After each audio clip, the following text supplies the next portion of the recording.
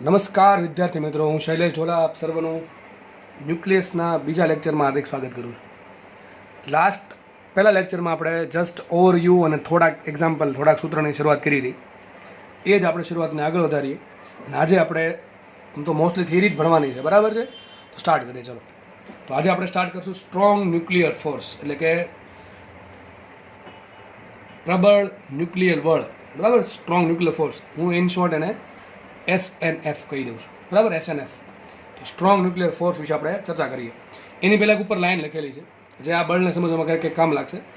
તમને મેં સમજાવ્યું છે લાસ્ટ લેક્ચરમાં કે ન્યુક્લિયસમાં રહેલા કોઈ પણ પ્રોટોન અથવા ન્યુટ્રોનને સામાન્ય રીતે શું કહેવાય? ન્યુક્લિયોન કહેવાય, બરાબર છે? આપણે ખબર છે કે નહીં?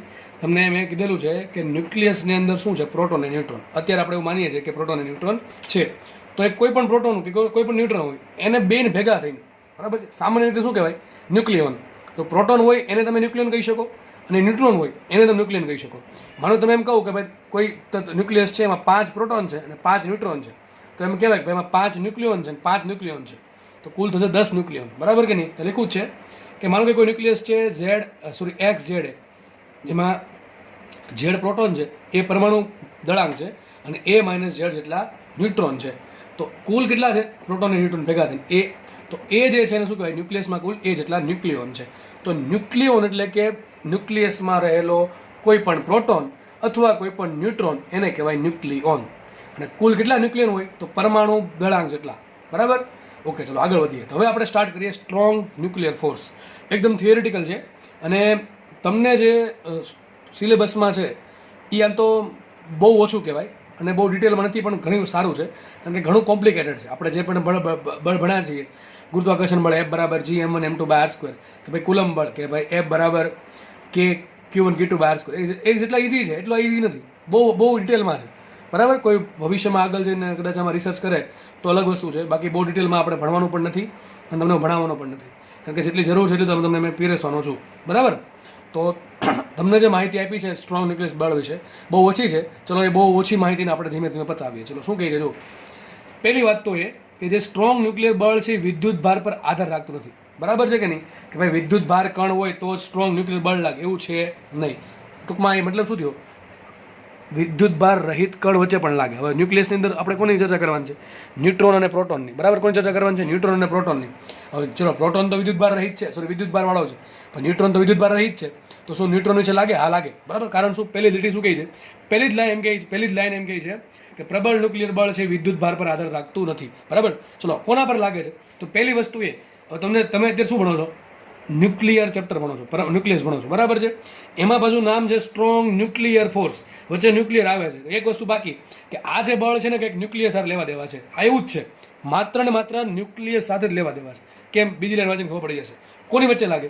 તે માત્ર, એક શબ્દ ઉમેરી દેજો, માત્ર ન્યુક્લિયસમાં રહેલા 2 પ્રોટોન વચ્ચે, 2 ન્યુટ્રોન વચ્ચે અને પ્રોટોન અને ન્યુટ્રોન વચ્ચે લાગે. એટલે એમ કહી શકાય તે ન્યુક્લિયસમાં રહેલા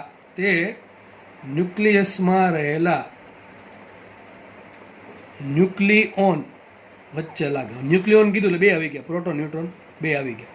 સમજ પડે કે ના પડે? ફરીથી કીધું છે, જો કે લખ્યું જ છે નીચે, કંઈ વાંધો નહીં. આપણે ચલો શું કહીએ? જો, જે સ્ટ્રોંગ ન્યુક્લિયર બળ છે, જે SNF છે, બરાબર છે, એ કોની વચ્ચે લાગે? ન્યુક્લિયસમાં રહેલા 2 પ્રોટોન વચ્ચે લાગે, 2 ન્યુટ્રોન વચ્ચે લાગે અને પ્રોટોન અને ન્યુટ્રોન વચ્ચે પણ લાગે. ટૂંકમાં એવું નહીં સરખા કણ વચ્ચે જ લાગે. આ જો પ્રોટોન વચ્ચે લાગે, ન્યુટ્રોન વચ્ચે લાગે અને ન્યુટ્રોન અને પ્રોટોન વચ્ચે પણ લાગે છે, એટલે કે ન્યુક્લિયોન વચ્ચે લાગે. બીજી આ ત્રીજી લાઈન છે ને, બહુ જરૂરી છે, બહુ જ કામની લાઈન છે. તમને સર બીજી ફરક શું? બહુ ફરક છે. જો, માત્ર આ શબ્દ જુઓ, નજીક રહેલા ન્યુક્લિયોન પર જ લાગે છે. તમને મેં કાલે ડાયાગ્રામ બતાવ્યો હતો, જો આ ડાયાગ્રામ, બરાબર? અહીંયા જુઓ, આમાં તમે ઘણા બધા ન્યુક્લિયોન છે. તો ત્રીજો મુદ્દો એમ કહે છે તે માત્ર નજીક રહેલા ન્યુક્લિયોન પર જ લાગે. હવે કેટલા નજીક હોવા જોઈએ એ ધીમે ધીમે આગળ કીધું છે, પણ તમને સમજાવી દઉં. જો, માનો કે એક આ ન્યુક્લિયોન છે ને એક આ ન્યુક્લિયોન છે, તો 2 વચ્ચે નહીં લાગે. હું તમને નજીક કહી દઉં છું, નહીં લાગે. પણ જો એક આ ન્યુક્લિયોન છે ને એક આ તો વચ્ચે લાગશે પાછું. પણ એવું નથી કે બહુ દૂર ન હોય તો લાગશે, બહુ દૂર તો નહીં લાગે. કેટલા નજીક હોવા જોઈએ આગળના મુદ્દામાં કીધું જ છે, પણ જસ્ટ સમજો અત્યારે શું કહે છે તે ન્યુક્લિયન વચ્ચે લાગશે ડેફિનેટલી, તે ન્યુક્લિયસમાં રહેલા ન્યુક્લિયન વચ્ચે જ લાગશે. બહારના કોઈ પણ દળ પર, બહારના કોઈ પણ કણ પર નહીં લાગે. જેમ કે ઇલેક્ટ્રોન અને પ્રોટોન વચ્ચે ન લાગે, ઇલેક્ટ્રોન ન્યુટ્રોન વચ્ચે નહીં લાગે. અરે ભાઈ, ન્યુક્લિયસની અંદર પણ માત્ર ને માત્ર જે ન્યુક્લિયન નજીક છે એની વચ્ચે જ લાગે છે. બે ન્યુક્લિયન માનો કે દૂર છે તો લાગશે નહીં. ચલો આગળ વધીએ. ચોથો મુદ્દો એમ કહે છે કુદરતમાં મળતા બળો પૈકીનું સૌથી પ્રબળ બળ. અત્યાર સુધીમાં આપણે જેટલા બી બળ આઈડેન્ટિફાઈ થયા છે એમાં સૌથી પ્રબળ બળ કોઈ હોય તો એ છે સ્ટ્રોંગ ન્યુક્લિયર ફોર્સ. જો નામ જ શું કામ બનાવ્યું છે વિચારો ને. એક તો આગળ સ્ટ્રોંગ શબ્દ છે, પાછળ છે ન્યુક્લિયર, અને ફોર્સ બરાબર છે, બળ તો હોવું જોઈએ, કારણ કે એની ચર્ચા કરીએ છીએ. તો સ્ટ્રોંગ એટલા માટે આવ્યું કે આ જે બળ છે ને, સ્ટ્રોંગ ન્યુક્લિયસ બળ, પ્રબળ ન્યુક્લિયર બળ, એ દુનિયાનું સૌથી અત્યાર સુધીમાં ટૂંકમાં જે બળ આપણને આઈડેન્ટિફાઈ થયા છે એમાં પ્રબળ બળ છે. બીજું પાછળ શબ્દ આવ્યો ન્યુક્લિયર, એટલા માટે આવ્યો છે કે ન્યુક્લિયસમાં જ લાગે છે, ન્યુક્લિયસમાં જે પણ કણો છે એની વચ્ચે જ લાગે છે. આગળ વધીએ. હવે વાત કરીએ મેન કે સર આ તમે કીધું કે નજીક લાગે તો કેટલા નજીક હોવા જોઈએ. આ બળની અવધિ 1 ફર્મીમીટરથી 2 ફર્મીમીટર સુધી છે. આમ અવધિ એટલે શું થાય? અવધિ એટલે કે રેન્જ. કેટલી રેન્જ છે? તો માનો કે બે ન્યુક્લિયન છે, એક ન્યુક્લિયન માનો કે અહીંયા છે અને એક ન્યુક્લિયન અહીંયા છે, તો બે વચ્ચેનું અંતર 1 ફર્મીમીટરથી 2 ફર્મીમીટર. હવે એક્ઝેક્ટ નથી કે 1 ફર્મીમીટર જ હોવું જોઈએ કે 2 ફર્મીમીટર હોવું જોઈએ, લગભગ 1 ફર્મીમીટરથી 2 ફર્મીમીટર હોય, આ એટલું અંતર હોય ટૂંકમાં, આનાથી વધારે ન હોવું જોઈએ. 1 ફર્મીમીટરથી 2 ફર્મીમીટર વચ્ચે હોય અંતર, ટૂંકમાં એક ન્યુક્લિયન અહીંયા છે અને બીજો ન્યુક્લિયન અહીંયા છે, એની બે વચ્ચે જે અંતર છે એ કેટલું હશે? 1 ફર્મીમીટરથી 2 ફર્મીમીટર સુધી હોય તો જ બળ લાગે. ચાલો કેટલું ઓછું અંતર કેટલું છે? 1 ફર્મીમીટર 10⁻15 ઘાત, એટલે કેટલું નાનું છે, બરાબર કે નહીં? તો ખૂબ જ શું કહેવાય લઘુ અંતરીય બળ. હું એક મુદ્દો લખતા ભૂલી ગયો છું, તમે એડ કરી દેજો, લખી દો. ચલો ને, આ બળ લઘુ અંતરીય છે. કેમ લઘુ અંતરીય? ઉપરનો મુદ્દો વાંચો, બરાબર છે? અંતરીય. ઓકે, ચલો શું કહે છે? આ બળની અવધિ 1 ફર્મીમીટરથી 2 ફર્મીમીટર છે. આગળ વાંચીએ. તેનાથી વધુ અંતર માટે આ બળ કોઈ પણ ન્યુક્લિયોન વચ્ચે લાગતું છે નહીં. હવે સમજો આ ખાસ જો, મેં તમે એટલા માટે કીધું હતું, માનો કે એક ન્યુક્લિયન અહીંયા છે અને એક ન્યુક્લિયન અહીંયા છે. માનો કે આ બે વચ્ચેનું અંતર 2 ફર્મીમીટર અથવા 1 ફર્મીમીટર કરતાં વધારે છે, તો આ બે વચ્ચે લાગશે નહીં. માનો કે આ ન્યુક્લિયન છે અને આ ન્યુક્લિયન છે, તો પાછું લાગશે, તો પાછું એની વચ્ચે બળ લાગશે. ચલો આગળ વધીએ. હજી થોડુંક વિચિત્ર છે જો બળ. આ બળ આકર્ષી છે ને અપાકર્ષી છે. લા વિચારો, અત્યારે તો આપણે બે બળ ભણ્યા. જો એક તો ભણ્યા હતા ગુરુત્વાકર્ષણ બળ જે આકર્ષી હતું, અને એક ભણ્યા હતા કુલંબીય બળ. એમ તો કાં તો આકર્ષી કહેવાય કાં તો અપાકર્ષી કહેવાય, કારણ કે આપણે ખબર છે વિદ્યુતભાર સજાતીય હોય તો અપાકર્ષી હશે અને વિદ્યુતભાર વિજાતીય હોય તો આકર્ષી હશે. પણ આ તો સાલું કેવું છે, વિદ્યુતભાર પર આધાર રાખતું નથી, માત્ર કોના પર લાગે? પ્રોટોન વચ્ચે લાગે, ન્યુટ્રોન વચ્ચે લાગે અને ન્યુટ્રોન અને પ્રોટોન વચ્ચે લાગે. એમાં પાછું બહુ અંતર ઓછું હોય તો જ લાગશે. એમાંય પાછું આકર્ષી છે અને અપાકર્ષી છે. હવે ક્યારે આકર્ષી ને ક્યારે અપાકર્ષી, એના માટે તમને આ પ્રશ્ન પૂછાઈ શકે. જો તો એ કોના પર ડિપેન્ડ કરે? અંતર પર. બળ છે એ આકર્ષી છે કે અપાકર્ષી છે, એ કોના પર ડિપેન્ડ કરે? જો કેટલું કોના પર ડિપેન્ડ કરે? જો એ ડિપેન્ડ કરશે બે ન્યુક્લિયોન વચ્ચેનું અંતર. ન્યુક્લિયન અંતર માનો કે 0.8 ફર્મી કરતાં ઓછું હોય, સમજો, બે ન્યુક્લિયન વચ્ચે અંતર 0.8 ફર્મી કરતાં ઓછું હોય તો આ બળ હશે અપાકર્ષી. અને માનો કે બે ન્યુક્લિયન વચ્ચેનું અંતર 0.8 ફર્મી કરતાં વધારે હોય તો આ બળ હશે આકર્ષી. હવે 0.8 ફર્મીથી વધારે ગમે એટલું વધારે ના, કેટલું? 1 ફર્મીમીટરથી 1 ફર્મીથી 2 ફર્મીથી વધારે ના થવું જોઈએ. હા, ડેફિનેટલી 0.8 ફર્મીથી વધારે હોવું જોઈએ. માનો કે બે ન્યુક્લિયસ છે, બરાબર છે, માનો કે એની વચ્ચેનું અંતર 1.2 ફર્મી છે, તો કયું બળ લાગે? એની વચ્ચે લાગે આકર્ષી બળ. કયું લાગે? આકર્ષી બળ. કેમ કે અંતર કેટલું છે? 0.8 ફર્મી કરતાં વધારે. માનો કે બે ન્યુક્લિયોન છે, એની વચ્ચેનું અંતર 0.6 ફર્મીમીટર છે, તો કયું બળ લાગશે? એની વચ્ચે અપાકર્ષી બળ લાગશે. પણ એવું નહીં કે બે ન્યુક્લિયોન છે એની વચ્ચેનું અંતર 12 ફર્મી છે તો બળ જ નહીં લાગે. સમજ પડે કે ન પડે? આટલા આનથી વધારે અંતર તો લાગશે જ નહીં, બરાબર? 1 ફર્મીથી 2 ફર્મી અંતરથી વધારે અંતર તો લાગવાનું છે જ નહીં. પણ એનાથી ઓછું તો એમ બે ભાગ પડે પાછા. 0.8 ફર્મીથી ઓછું તો અપાકર્ષી લાગે, 0.8 ફર્મીથી વધારે તો આકર્ષી બળ લાગે. લખ્યું છે અહીંયા 1 ફર્મીમીટરથી 2 ફર્મીમીટર, 1 ફર્મીથી 2 ફર્મીથી વધારે જો અંતર હશે તો બળ લાગતું જ નથી, બરાબર? રીતે આપણે આગળ જોઈ ગયા છીએ. ઓકે, તો ક્યારે આકર્ષી છે, ક્યારે અપાકર્ષી છે, ક્યારે નહીં લાગે, બધું ખાસ યાદ રાખવાનું છે. અહીં લખ્યું છે આપણે લઘુ અંતરીય છે, કારણ કે એ બહુ નાના અંતર માટે જ લાગે છે, એની મોટા અંતર માટે લાગતું નથી. નેક્સ્ટ મુદ્દો છે આ બળ કેન્દ્રીય બળ નથી. એટલે મતલબ શું થાય? આપણે જોયું તો માનો કે એક M1 દળ અહીંયા હોય ને M2 દળ અહીંયા હોય, બની શકે કે ભાઈ બે એકબીજાની નજીક આવશે, કેન્દ્ર તરફ આવશે, બરાબર છે? પણ આમાં એવું કંઈ છે ને કેન્દ્રીય બળ છે. સિમ્પલ ખાલી યાદ રાખી લેજો, બરાબર? આ આગળ જે લખ્યું છે એ સમજાવવાનો પ્રયત્ન કર્યો હતો. ભાઈ એક ન્યુક્લિયસ અહીંયા છે, સોરી, એક ન્યુક્લિયોન અહીંયા છે, બીજો ન્યુક્લિયોન અહીંયા છે, અને માનો કે બે વચ્ચે અંતર D છે. જો D ની કિંમત 1 ફર્મીથી અથવા 2 ફર્મીથી વધારે છે તો બળ લાગશે જ નહીં, બરાબર છે? લખ્યું છે ન્યુક્લિયસમાં રહેલા દૂરના ન્યુક્લિયોન્સ વચ્ચે આ બળ લાગતું છે ને. ન્યુક્લિયસ છે એ કેટલું મોટું છે કોના પર ડિપેન્ડ કરે? એ પર ડિપેન્ડ કરે. જેટલું મોટું ન્યુક્લિયસ એમાં એટલા દૂર દૂર ન્યુક્લિયોન ગોઠવાયેલા હોય. એમાં જો બે ન્યુક્લિયોન વચ્ચેનું અંતર એક ફર્મી અથવા બે ફર્મીથી વધારે હોય, આ બેથી વધારે છે તો બળ લાગશે જ નહીં ભાઈ. બરાબર છે? આપણે સમજાવ્યું એ પ્રમાણે આગળ વધી આવે તો આ આઈ થિંક તમને સ્ટ્રોંગ ન્યુક્લિયસ બળ છે એના મુદ્દા અમુક યાદ રાખવા. ક્યારેક તમને નીટવાળાને ખાસ આ પ્રમાણે વિધાન સ્વરૂપે તમને પ્રશ્ન પૂછાય અને ક્યારેક તમને આ થિયરી છે બોર્ડમાં પણ 2 માર્ક્સમાં પૂછી નાખે. બરાબર છે? ગુજરાત બોર્ડમાં. ચલો આગળ વધીએ. હવે આપણે ન્યુક્લિયસનું જે એક તો ખબર પડી ગઈ સ્ટ્રોંગ ન્યુક્લિયસ બળ લાગે. હવે આપણે નવો ટોપિક ભણીએ ન્યુક્લિયસનું દળ. ચલો દળની વાત કરીએ. હવે વિચારો ન્યુક્લિયસ બિચારો કેટલું નાનું છે. એક તો નાનકડું એવું છે, પરમાણુ તો એટલો સૂક્ષ્મ છે, એમાં પાછું ન્યુક્લિયસ છે, એમાં પાછું ન્યુક્લિયસમાં બધું દળ ક્યાં કેન્દ્રિત થયું છે? ન્યુક્લિયસના કેન્દ્રમાં. એટલે બહુ નાની વાત થઈ ગઈ. હવે આ ન્યુક્લિયસનું દળ માપવું છે. બરાબર છે? દળ માપવું કે એકમ હશે ને એનો. તો હવે સિમ્પલી વિચાર કરીએ તો ભાઈ ન્યુક્લિયસ તો બહુ નાની વસ્તુ છે, તો એનું દળ આપણે એસઆઈ એકમ છે દળનો કિલોગ્રામ. તો કિલોગ્રામમાં તો માપી નહીં શકીએ, કારણ કે કિલોગ્રામમાં માપશું તો બહુ આંકડો નાનો આવશે. આપણે કેમ પેલી ઉર્જા છે એ ઇલેક્ટ્રોન વોલ્ટમાં માપીએ આપણે, કારણ કે જૂલ છે એ બહુ મોટો એકમ પડે. લાસ્ટ ચેપ્ટરમાં આપણે જોયું છે કે આપણે ઉર્જા આપણે તમને ખબર છે -13.6 Z² ભાગ્યા n² ઇલેક્ટ્રોન વોલ્ટમાં માપીએ, કારણ કે જૂલમાં માપી શકે નો ડાઉટ, પણ તમારે પાછળ મોટી ઘાત લખવી પડે માઇનસમાં. એના કરતાં બેટર એ છે કે ભાઈ આપણે એનો નાનો એકમ બનાવી નાખીએ. તે જ રીતે ન્યુક્લિયસનું દળ ઘણું સૂક્ષ્મ છે, એટલા માટે એનો બને નાખો નાનો એકમ. તો બને એવું કઈ રીતે?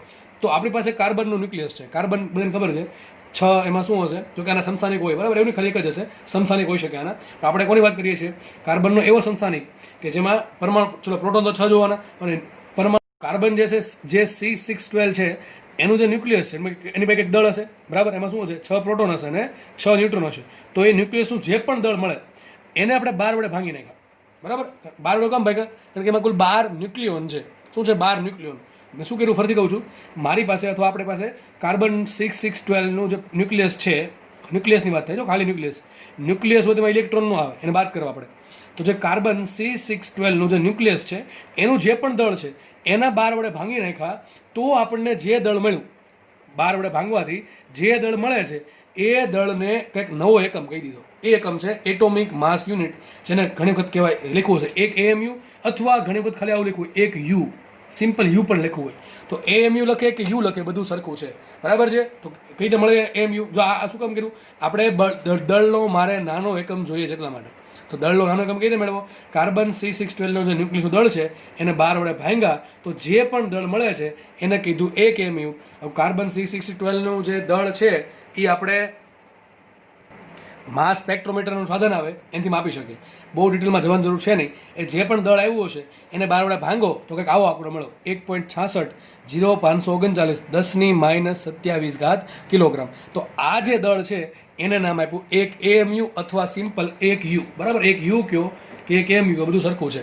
બરાબર છે? આપણે ગણતરી માટે આટલો મોટો આંકડો નહીં લઈએ, તો આપણે લેશું ખાલી 1.66 કિલોગ્રામ. બરાબર? તો યાદ રાખજો 1 AMU. જો આવું ઘણી વખત પૂછે હો ભાઈ, ખાસ બોર્ડમાં હવે MCQ પૂછી નાખે, આવું ગુજકેટમાં પૂછી નાખે કે 1 AMU બરાબર કેટલા કિલોગ્રામ, પછી ઘણી ગ્રામ પૂછે કે મિલીગ્રામ પૂછે કે માઇક્રોગ્રામ પૂછે. આપણને કાંઈ ફરક પડતો છે નહીં, કારણ કે એક સંબંધ યાદ હોવો જોઈએ. તમને યાદ હશે પ્રોટોન દળ કેટલું? પ્રોટોનનું દળ લગભગ તમને કદાચ યાદ હોય તો મેં ચેપ્ટર 1માં કીધું હતું પ્રોટોનનું દળ હોય 1.67 10 - 27 કિલોગ્રામ. જો કાંઈ એક્ઝેક્ટ નથી, પાછળ આંકડા હોય છે. આમાં જેમ પાછળ આંકડા છે આમાં પણ પાછળ આંકડા છે, એનાથી થોડુંક ઓછું. અહીં 67 આવે, 66 આવે, બસ યાદ રહી જશે. કદાચ આ યાદ રહી ગયું હોય તો હવે યાદ રહી જશે. આ ઘાત તો 27 ઘાત જ આવે એમાં બેમાં. બરાબર છે?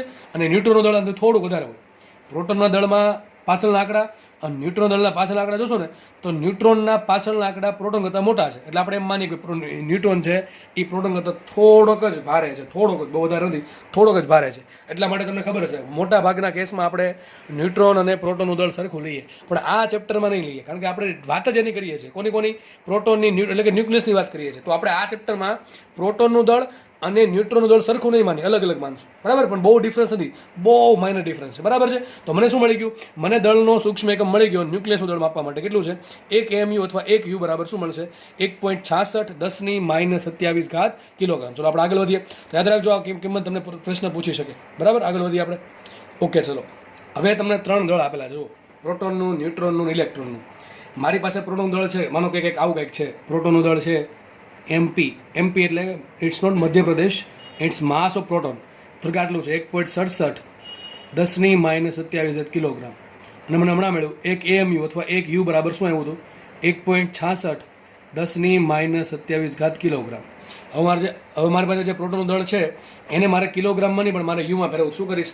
પ્રોટોનનું દળ જે કિલોગ્રામમાં છે ને યુ વડે ભાંગી નાખીશ. એટલે કેટલા વડે ભાંગીશ? 1.66 × 10⁻27 કિલોગ્રામ વડે ભાંગી નાખું તો મને પ્રોટોન દળ શેમાં મળે? યુમાં મળે. તો આપણને કંઈક આવો આંકડો મળશે. આ એક્ઝેક્ટ નથી, બરાબર? હજી પાછળ આંકડા છે, આની પાછળ આંકડા છે, એ તમે કરશો તો હજી આની પાછળ ઘણા આંકડા આવે, પણ મેં બધા લીધા નથી. તમને જેટલું કામનું એટલું જ આપું છું. તો પ્રોટોન દળ મને કંઈક આટલું મળશે, 1.007 યુ. જો કેટલું છે? 1.007 યુ. લગભગ એક્ઝેક્ટ નથી, મેં તમને કીધું પ્રમાણે પાછળ આંકડા છે. તો પ્રોટોનનું દળ આપણને મળશે 1 MP બરાબર, તમે આટલું કહો 1.67 × 10⁻27 એ કિલોગ્રામમાં મળશે, અથવા આટલું કહો 1.007 યુ અથવા 1.007 AMU. આમાંથી તમારે કિલોગ્રામમાં જાવ શું કરવું પડે? 1.66 × 10⁻27 કિલોગ્રામ વડે ગુણવા પડે, તો શું મળી જશે તમને? કિલોગ્રામમાં મળશે, બરાબર? તો આપણે આ ચેપ્ટરમાં છે ને મોસ્ટલી દળ આપણે યુમાં જ રાખશું. શેમાં રાખશું? યુમાં, બરાબર? AMUમાં. તો પ્રોટોનનું દળ કેટલું મળશે? 1.007 યુ. ન્યુટ્રોનનું દળ મળશે 1.008 યુ અને ઇલેક્ટ્રોનનું દળ આ પ્રમાણે મળશે 0.00055 યુ. જો એટલે ઇલેક્ટ્રોન છે એ પ્રોટોન કરતાં ઘણો નાનો કણ કહી શકાય. એનું કંઈક કામ છે નહીં આ ચેપ્ટરમાં, પણ જસ્ટ સમજણ માટે લખી નાખ્યું છે, બરાબર? તો આ બધા દળ શેમાં છે? યુમાં છે, AMUમાં છે, બરાબર છે? આટલા મોટા મોટા આંકડા પાછળ માઇનસમાં લખવા, દળ સૂક્ષ્મ લખવા કિલોગ્રામમાં, એના કરતાં બેટર થોડુંક અન્ડરસ્ટેન્ડિંગ વધારે આપે. ભાઈ પ્રોટોન છે એનું દળ 1.007 યુ, ન્યુટ્રોનનું 1.008 યુ, અને આ કંઈ યાદ રાખવાની જરૂર છે નહીં, કેટલું છે? 0.00055 યુ. ચલો, બરાબર છે? આપણે આગળ વધી આવે. હવે આપણે નવી થિયરી, આમાં થિયરી બધી નાની નાની છે અને બધી થિયરી તમને સમજાવતો જાઉં છું, બરાબર? એટલા માટે 1 બાય 1 લીધી છે સિક્વન્સમાં. ચલો, નેક્સ્ટ આપણે ભણવાનું છે આઇન્સ્ટાઈનનું દળ ઉર્જા સમીકરણ, જે તમને બધા નામ તો ખબર જ છે, નાનપણથી કંઈક વાંચતા આવ્યા છો, બરાબર? પણ કોઈ ડિટેલમાં કંઈ ખબર હશે નહીં કદાચ. તો ચલો આપણે આ સમજીએ. જોકે જેટલું જરૂર છે એટલું હું કહેવાનો છું, કારણ કે આઇન્સ્ટાઈનનો સાપેક્ષવાદ કહેવા બેસે ને તો સમય ઘટે, ઘણો બધો સમય ઘટે, બરાબર છે? ક્યારેક વાત ભવિષ્યમાં. ચલો, તો આપણે આજે ભણશું આઇન્સ્ટાઈનનું દળ ઉર્જા સમીકરણ. ચલો, સમીકરણ બધાને ખબર છે, E = mc². હું તમને ઉપર છેલ્લી માહિતી આપી દઉં. આઇન્સ્ટાઈન પહેલાંના વૈજ્ઞાનિકો એવું માનતા હતા કે ઉર્જા એ અલગ વસ્તુ છે અને દળ એ અલગ વસ્તુ છે, બેન કંઈ લેવા દેવા છે નહીં. ઉર્જાનું સંરક્ષણ અલગ વસ્તુ છે, દળનું સંરક્ષણ અલગ વસ્તુ છે, પણ આઇન્સ્ટાઈને બેને ભેગા કર્યા, જેને આપણે આઇન્સ્ટાઈનનો જે રિલેટિવિટી કહે છે, બરાબર છે? થિયરી ઓફ રિલેટિવિટી અથવા સાપેક્ષવાદ. એમાં આઇન્સ્ટાઈને એવું કીધું, સિમ્પલ ભાષામાં કહું તો, તમારી પાસે જે ઉર્જા છે એનું તમે દળમાં રૂપાંતરણ કરી શકો, અને તમારી પાસે જે દળ છે એનું પણ ઉર્જામાં રૂપાંતરણ થઈ શકે. ટૂંકમાં સમતુલ્યતા આવે. ઉર્જાને સમતુલ્ય દળ હોય અને દળને સમતુલ્ય ઉર્જા. એટલે મેં જો એરો આ પ્રમાણે માર્યો છે, બે સાઈડ એરો માર્યો છે કે ઉર્જા છે, એનર્જી છે, એનું જે કન્વર્ઝન થઈ શકે માસમાં, એટલે કે દળમાં, અને જે માસ છે એનું પણ કન્વર્ઝન થઈ શકે ઉર્જામાં. કયા સૂત્ર આધારે? તો E = mc². એ સૂત્ર E = mc². એમ શું છે? રૂપાંતરિત થયેલું દળ. ટૂંકમાં કેટલું દળ ઉર્જામાં રૂપાંતરિત થયું છે. માનો કે m દળ છે, એ ઉર્જામાં રૂપાંતરિત થાય તો કેટલી ઉર્જા મળે? તો E = mc² ઉર્જા મળે. હું તમને બસ આટલી જ માહિતી આ ચેપ્ટર પૂરતી જરૂરી છે, આટલી જ આપીશ. બાકી ડિટેલ્સમાં જવું તો ઘણું બધું ડિટેલ્સમાં હજુ જઈ શકાય, બરાબર છે? ફરીથી કહી દઉં, આઇન્સ્ટાઈનના મતાનુસાર અથવા એના સાપેક્ષવાદ અથવા થિયરી ઓફ રિલેટિવિટી અનુસાર ઉર્જાનું દળમાં અને દળનું ઉર્જામાં રૂપાંતરણ થઈ શકે. માનો કે m ગ્રામ અથવા m કિલોગ્રામ લેશું આપણે, કારણ કે આપણે SI એકમ રાખશું, એટલે m કિલોગ્રામ દળ છે એ ઉર્જામાં કન્વર્ટ થાય તો સામે ઉર્જા મળે કેટલી? તો ઉર્જા મળશે E = mc². જો એ c² છે, c ની કિંમત શું છે? c છે પ્રકાશનો વેગ. કેટલી હોય c ની કિંમત? 3×10⁸. એનો વર્ગ કરો 9×10⁻16. વિચારો, નાનકડું અમથું દળ પણ જો ઉર્જામાં રૂપાંતરિત થાય તો ટ્રિમન્ડસ અમાઉન્ટમાં ઉર્જા મળે. કારણ શું? આ ભાઈના કારણે, c² ના કારણે. c² ની કિંમત કેટલી હોય? c છે 3×10⁸ મીટર/સેકન્ડ. એનો વર્ગ થશે c² = 9×10⁻16. વિચારો, 16 પ્લસમાં મીટર/સેકન્ડનો સ્ક્વેર. તો વિચારો, નાનકડું દળ હોય, બરાબર? માનો કે 1 માઇક્રોગ્રામ દળ છે, એને ગુણ્યા c² કરો તો બહુ ઉર્જા ઝૂલમાં મળે, પાછી બહુ વધારે ઉર્જા મળે, બરાબર છે? તો આટલું જરૂર છે બસ અહીંયા, બરાબર છે? હવે એક કામ કરીએ. હવે છે ને તમને પ્રશ્ન બહુ પૂછે. હમણાં NEET 2020માં એક સિમ્પલ પ્રશ્ન પૂછાઈ ગયો. NEET 2020માં તમને એમ કહી દે કે ભાઈ 1 કિલોગ્રામ દળને સમતુલ્ય ઉર્જા શોધો. આવા પ્રશ્ન તમને આવા ક્વેશ્ચન તમને તમારે ક્વેશ્ચન પેપરમાં જોવા મળશે. તમને એમ પ્રશ્ન પૂછાય 1 કિલોગ્રામ દળને અનુરૂપ સમતુલ્ય ઉર્જા કેટલી? તો તમારે શું કરવાનું? E = mc². શબ્દ કયા આવશે? આવો શબ્દ આવશે, સમતુલ્ય શબ્દ, બરાબર છે? શું લખ્યું છે? E બરાબર શું છે? m દળને અનુરૂપ અથવા સમતુલ્ય ઉર્જા. હવે એમ તમને ગમે આપી દઉં, 1 કિલોગ્રામ, 2 કિલોગ્રામ, 10 ગ્રામ, 2 માઇક્રોગ્રામ, 2 મિલીગ્રામ, બરાબર છે? કોઈ પણ આપી દો આંકડો, તો તમને ઉર્જા મળે કે ના મળે? તમારે શું કરવું પડે? × c² કરી દેવાનું, બસ. તો આવા પ્રશ્ન રોકડા 4 માર્ક આવશે. આ પ્રશ્ન આપણે સોલ્વ કરશું જ્યારે આવશે ને ત્યારે, બરાબર છે? એ કયો પ્રશ્ન હતો અને ભવિષ્યમાં પૂછાશે. પણ ઘણાને ભૂલે જાય, કારણ કરવાનું શું? એટલે ભાઈ શબ્દ આવો જ હશે કે 5 ગ્રામ દળને સમતુલ્ય ઉર્જા કેટલી? સૂત્ર શું મૂકવાનું? E બરાબર mc². હવે માનો કે મારી પાસે એક AMU અથવા એક યુ જેટલું દળ છે, મારે એને સમતુલ્ય ઉર્જા શોધવી છે, બરાબર છે? એટલે કહેવા એમ માંગુ છું, માનો કે એક AMU અથવા એક યુ જેટલા દળનું જો ઉર્જામાં રૂપાંતર થાય, કન્વર્ઝન થાય, તો મને સામે કેટલી ઉર્જા મળશે? તો અહીં એવું લખ્યું છે, એક AMU અથવા એક યુ દળને સમતુલ્ય અથવા એક યુ દળને અનુરૂપ ઉર્જા શોધવી છે. તો કરવાનું શું? કંઈ નહીં ભાઈ, એમ બરાબર મૂકી દેવાનું. શું? એક AMU મેં કિંમત મૂકી, E બરાબર મારે E શોધવું છે, E બરાબર mc². એમ કેટલા મૂકવાના? એક AMU. હવે AMU ચાલે નહીં, કારણ શું? તમે C શેમાં મૂકશો? મીટર પર સેકન્ડમાં. અને યુ શેમાં મૂકશો? તમે એક યુ રાખો, ચાલે નહીં. મારે શું કરવું પડે? એક AMU નો જે આપણે દળનો જે SI એકમ છે એમાં ફેરવવું પડે. મેં કામ કર્યું. E બરાબર શું છે? E બરાબર આવશે mc². એમ શું આવે? એક AMU. પણ એક AMU બરાબર શું લખવું પડશે? આપણે લખવું પડશે 1.66 10⁻27 કિલોગ્રામ. આ ફેરવીને નાખો SI માં. અને C કેટલા હોય? 3 10⁻8 તમે આ બેનો ગુણાકાર કરશો તમને કંઈક લગભગ આવો આંકડો મળશે, 14.94 10⁻11 જૂલ. મતલબ એવો મને ખબર પડી ગઈ. આ પ્રશ્ન પૂછાય. હવે આ પ્રશ્ન પૂછાય, IMP પ્રશ્ન. તમને પ્રશ્ન પૂછાય કે એક AMU અથવા એક યુ જેટલા દળનું જ્યારે ઉર્જામાં રૂપાંતર થાય અથવા એને સમતુલ્ય ઉર્જા કેટલી આવે? તો જૂલમાં આટલી આવે, 14.94 10⁻11 જૂલ. આટલી ઉર્જા આપણને મળે. એક AMU અથવા એક યુ જેટલા દળને સમતુલ્ય ઉર્જા અથવા એનું જ્યારે રૂપાંતરણ ઉર્જામાં થાય ત્યારે આપણને આટલી ઉર્જા મળે, બરાબર છે? 14.94 10⁻11 જૂલ. હવે 10⁻11 એટલે બહુ નાની કહેવાય. તો આપણે એક કામ કરીએ, આ જૂલમાંથી આપણે ફેરી નાખીએ ક્યાં? ઇલેક્ટ્રોન વોલ્ટમાં. તમને ખબર છે કે એક ઇલેક્ટ્રોન બરાબર શું હોય? એક ઇલેક્ટ્રોન બરાબર 1.6 10⁻19 જૂલ. તો જૂલ બરાબર શું લખાય? જૂલમાંથી તમારે ઇલેક્ટ્રોન વોલ્ટમાં જવું હોય તો આ જવા દેવું પડે છેદમાં. તો જૂલમાંથી ઇલેક્ટ્રોન વોલ્ટમાં જવું હોય જે પણ આંકડો છે શું પડે? 1.6 10⁻19 વડે ભાંગવો પડે. તો આપણે કયો છે? 14.94 10⁻11 છે એને તમારે ઇલેક્ટ્રોન વોલ્ટમાં ફેરવા માટે 1.6 10⁻19 વડે ભાંગશો તમને કંઈક આવો આંકડો મળશે, 9.31 ની આસપાસ 10⁸. શું મળશે? E બરાબર 9.31 10⁸ ઇલેક્ટ્રોન વોલ્ટ. હવે 10⁸ છે 2 મિનિટ 9.31 ના સુધી જશે 931. અહીં શું છે? 10⁶. 10⁶ ને કહેવાય મેગા. તો મને નવો આંકડો મળ્યો. યાદ રાખજો, મોસ્ટ આઈએમપી તો અલગ વસ્તુ છે, પણ આ ચેપ્ટર સમજવું છે ને તો આ યાદ રાખવું જરૂરી છે. ચેપ્ટર સમજવા માટે આ યાદ હોવું જરૂરી છે, ફરજિયાત. તો મને આંકડો મળી ગયો. શું? કે મારું એક AMU દળ છે એને સમતુલ્ય ઉર્જા અથવા એક AMU દળ છે એ જો ઉર્જામાં રૂપાંતરણ પામે તો મને કેટલી ઉર્જા મળે? 14.94 10⁻11 જૂલ. આ ક્યારેક ભવિષ્યમાં પૂછાય તો આના પરથી તમે યાદ રાખી શકો, યાદ ન રાખો ચાલે, પણ મેળવતા આવડી જોઈએ. પણ મોટા ભાગે તમને પૂછશે તો આ પૂછશે કેટલી ઉર્જા મળે? 931 મેગા ઇલેક્ટ્રોન વોલ્ટ. જો ઇલેક્ટ્રોન વોલ્ટ છે, આગળ મેગા છે ને આગળ આંકડો છે 931, બરાબર છે? તો જો મેં લખ્યું છે અહીંયા એક AMU બરાબર તો ના લખાય, પણ એક AMU ને સમતુલ્ય કેટલી ઉર્જા છે? એક AMU ને સમતુલ્ય ઉર્જા છે 931 મેગા ઇલેક્ટ્રોન વોલ્ટ. કેટલી છે? 931 મેગા ઇલેક્ટ્રોન વોલ્ટ. અથવા આપણે ઘણી વખત ગણતરીમાં જરૂર પડે તો આપણે એને 930 પણ લઈ લઈશું, ડિપેન્ડ કરશે. પણ મોટા ભાગે તમને જે આપશે ને એ એવા આંકડા જ આપશે કે જે આની જોડે કંઈક ઉડી જશે, કંઈક ઉડતા હશે આની જોડે, બરાબર છે? જેમ કે 1862 છે, એ બધા આંકડા જોડે ઉઠતા હોય. પણ માનો કે નહીં ઉઠતા હોય તો આપણે એની જગ્યાએ 930 મૂકીને આપણે રફલી કેલ્ક્યુલેશન કરશું. તો યાદ રાખજો, એક AMU દળ છે એને સમતુલ્ય ઉર્જા હોય 931 મેગા ઇલેક્ટ્રોન. ક્યાંથી આવે? સિમ્પલ સૂત્ર, E બરાબર mc². તો તમારે હવે છે ને, માનો કે તમારી પાસે 2 AMU દળ હોય, કેટલી હોય? ગુણ્યા 2 કરી દેવાના. માનો કે તમારે 3 AMU ને સમતુલ્ય જોતી શું કરવાનું? 931 ગુણ્યા 3. માનો કે તમારે અડધા AMU ને સમતુલ્ય જોત શું કરવાનું? 931 ગુણ્યા અડધું. ટૂંકમાં આટલા સમતુલ્ય આટલી, તો શાકભાજીવાળા ભાવ મૂકી દેવાનો, સીધી મળી જશે. ટૂંકમાં આપણે શું કામ મેળવવું છે? દર વખતે મારા બધા સ્ટેપ ગણવાનો પડે એટલા માટે. બાકી દર વખતે E બરાબર mc², આ જૂલમાં મળે એને ભાંગી 1.6 કરી આટલી મળે, એને ગુણ્યા પાછળ જે આપણે દળ આપ્યું AMU મેં કરવું પડે. એને કરતાં બેટર એ છે કે બસ યાદ રાખીએ આપણે કે એક AMU માં આવે તો કેટલી આવે? 931. પછી આપણે રકમમાં જેટલું AMU હોય એના પર આપણે ગુણી નાખવું પડે, બરાબર છે? તો આઈ થિંક આટલી બધાને ખબર પડી ગઈ છે, બરાબર? આટલું જ છે તમારે. આગળ વધીએ. નેક્સ્ટ આપણો ટોપિક છે દળ ક્ષતિ. શું છે? દળ ક્ષતિ. દળ ક્ષતિને સંજ્ઞા આપી મેં ડેલ્ટા એમ, અને આગળ લખ્યું છે એને અને એનું ઉર્જા સમીકરણ. ચલો આગળ આપણે ભણ્યા છીએ એ જ વસ્તુ છે, બસ થોડુંક ધ્યાન આપજો, બરાબર? બાકી થોડુંક ઉપરથી જશે. માનો કે તમારી પાસે, શાંતિ સમજો, હું એકદમ બેઝિકથી સ્ટાર્ટ કરું છું. માનો કે તમારી પાસે કોઈ ન્યુક્લિયસ છે. ન્યુક્લિયસને આપણે સિમ્પલ નામ આપ્યું છે XZ.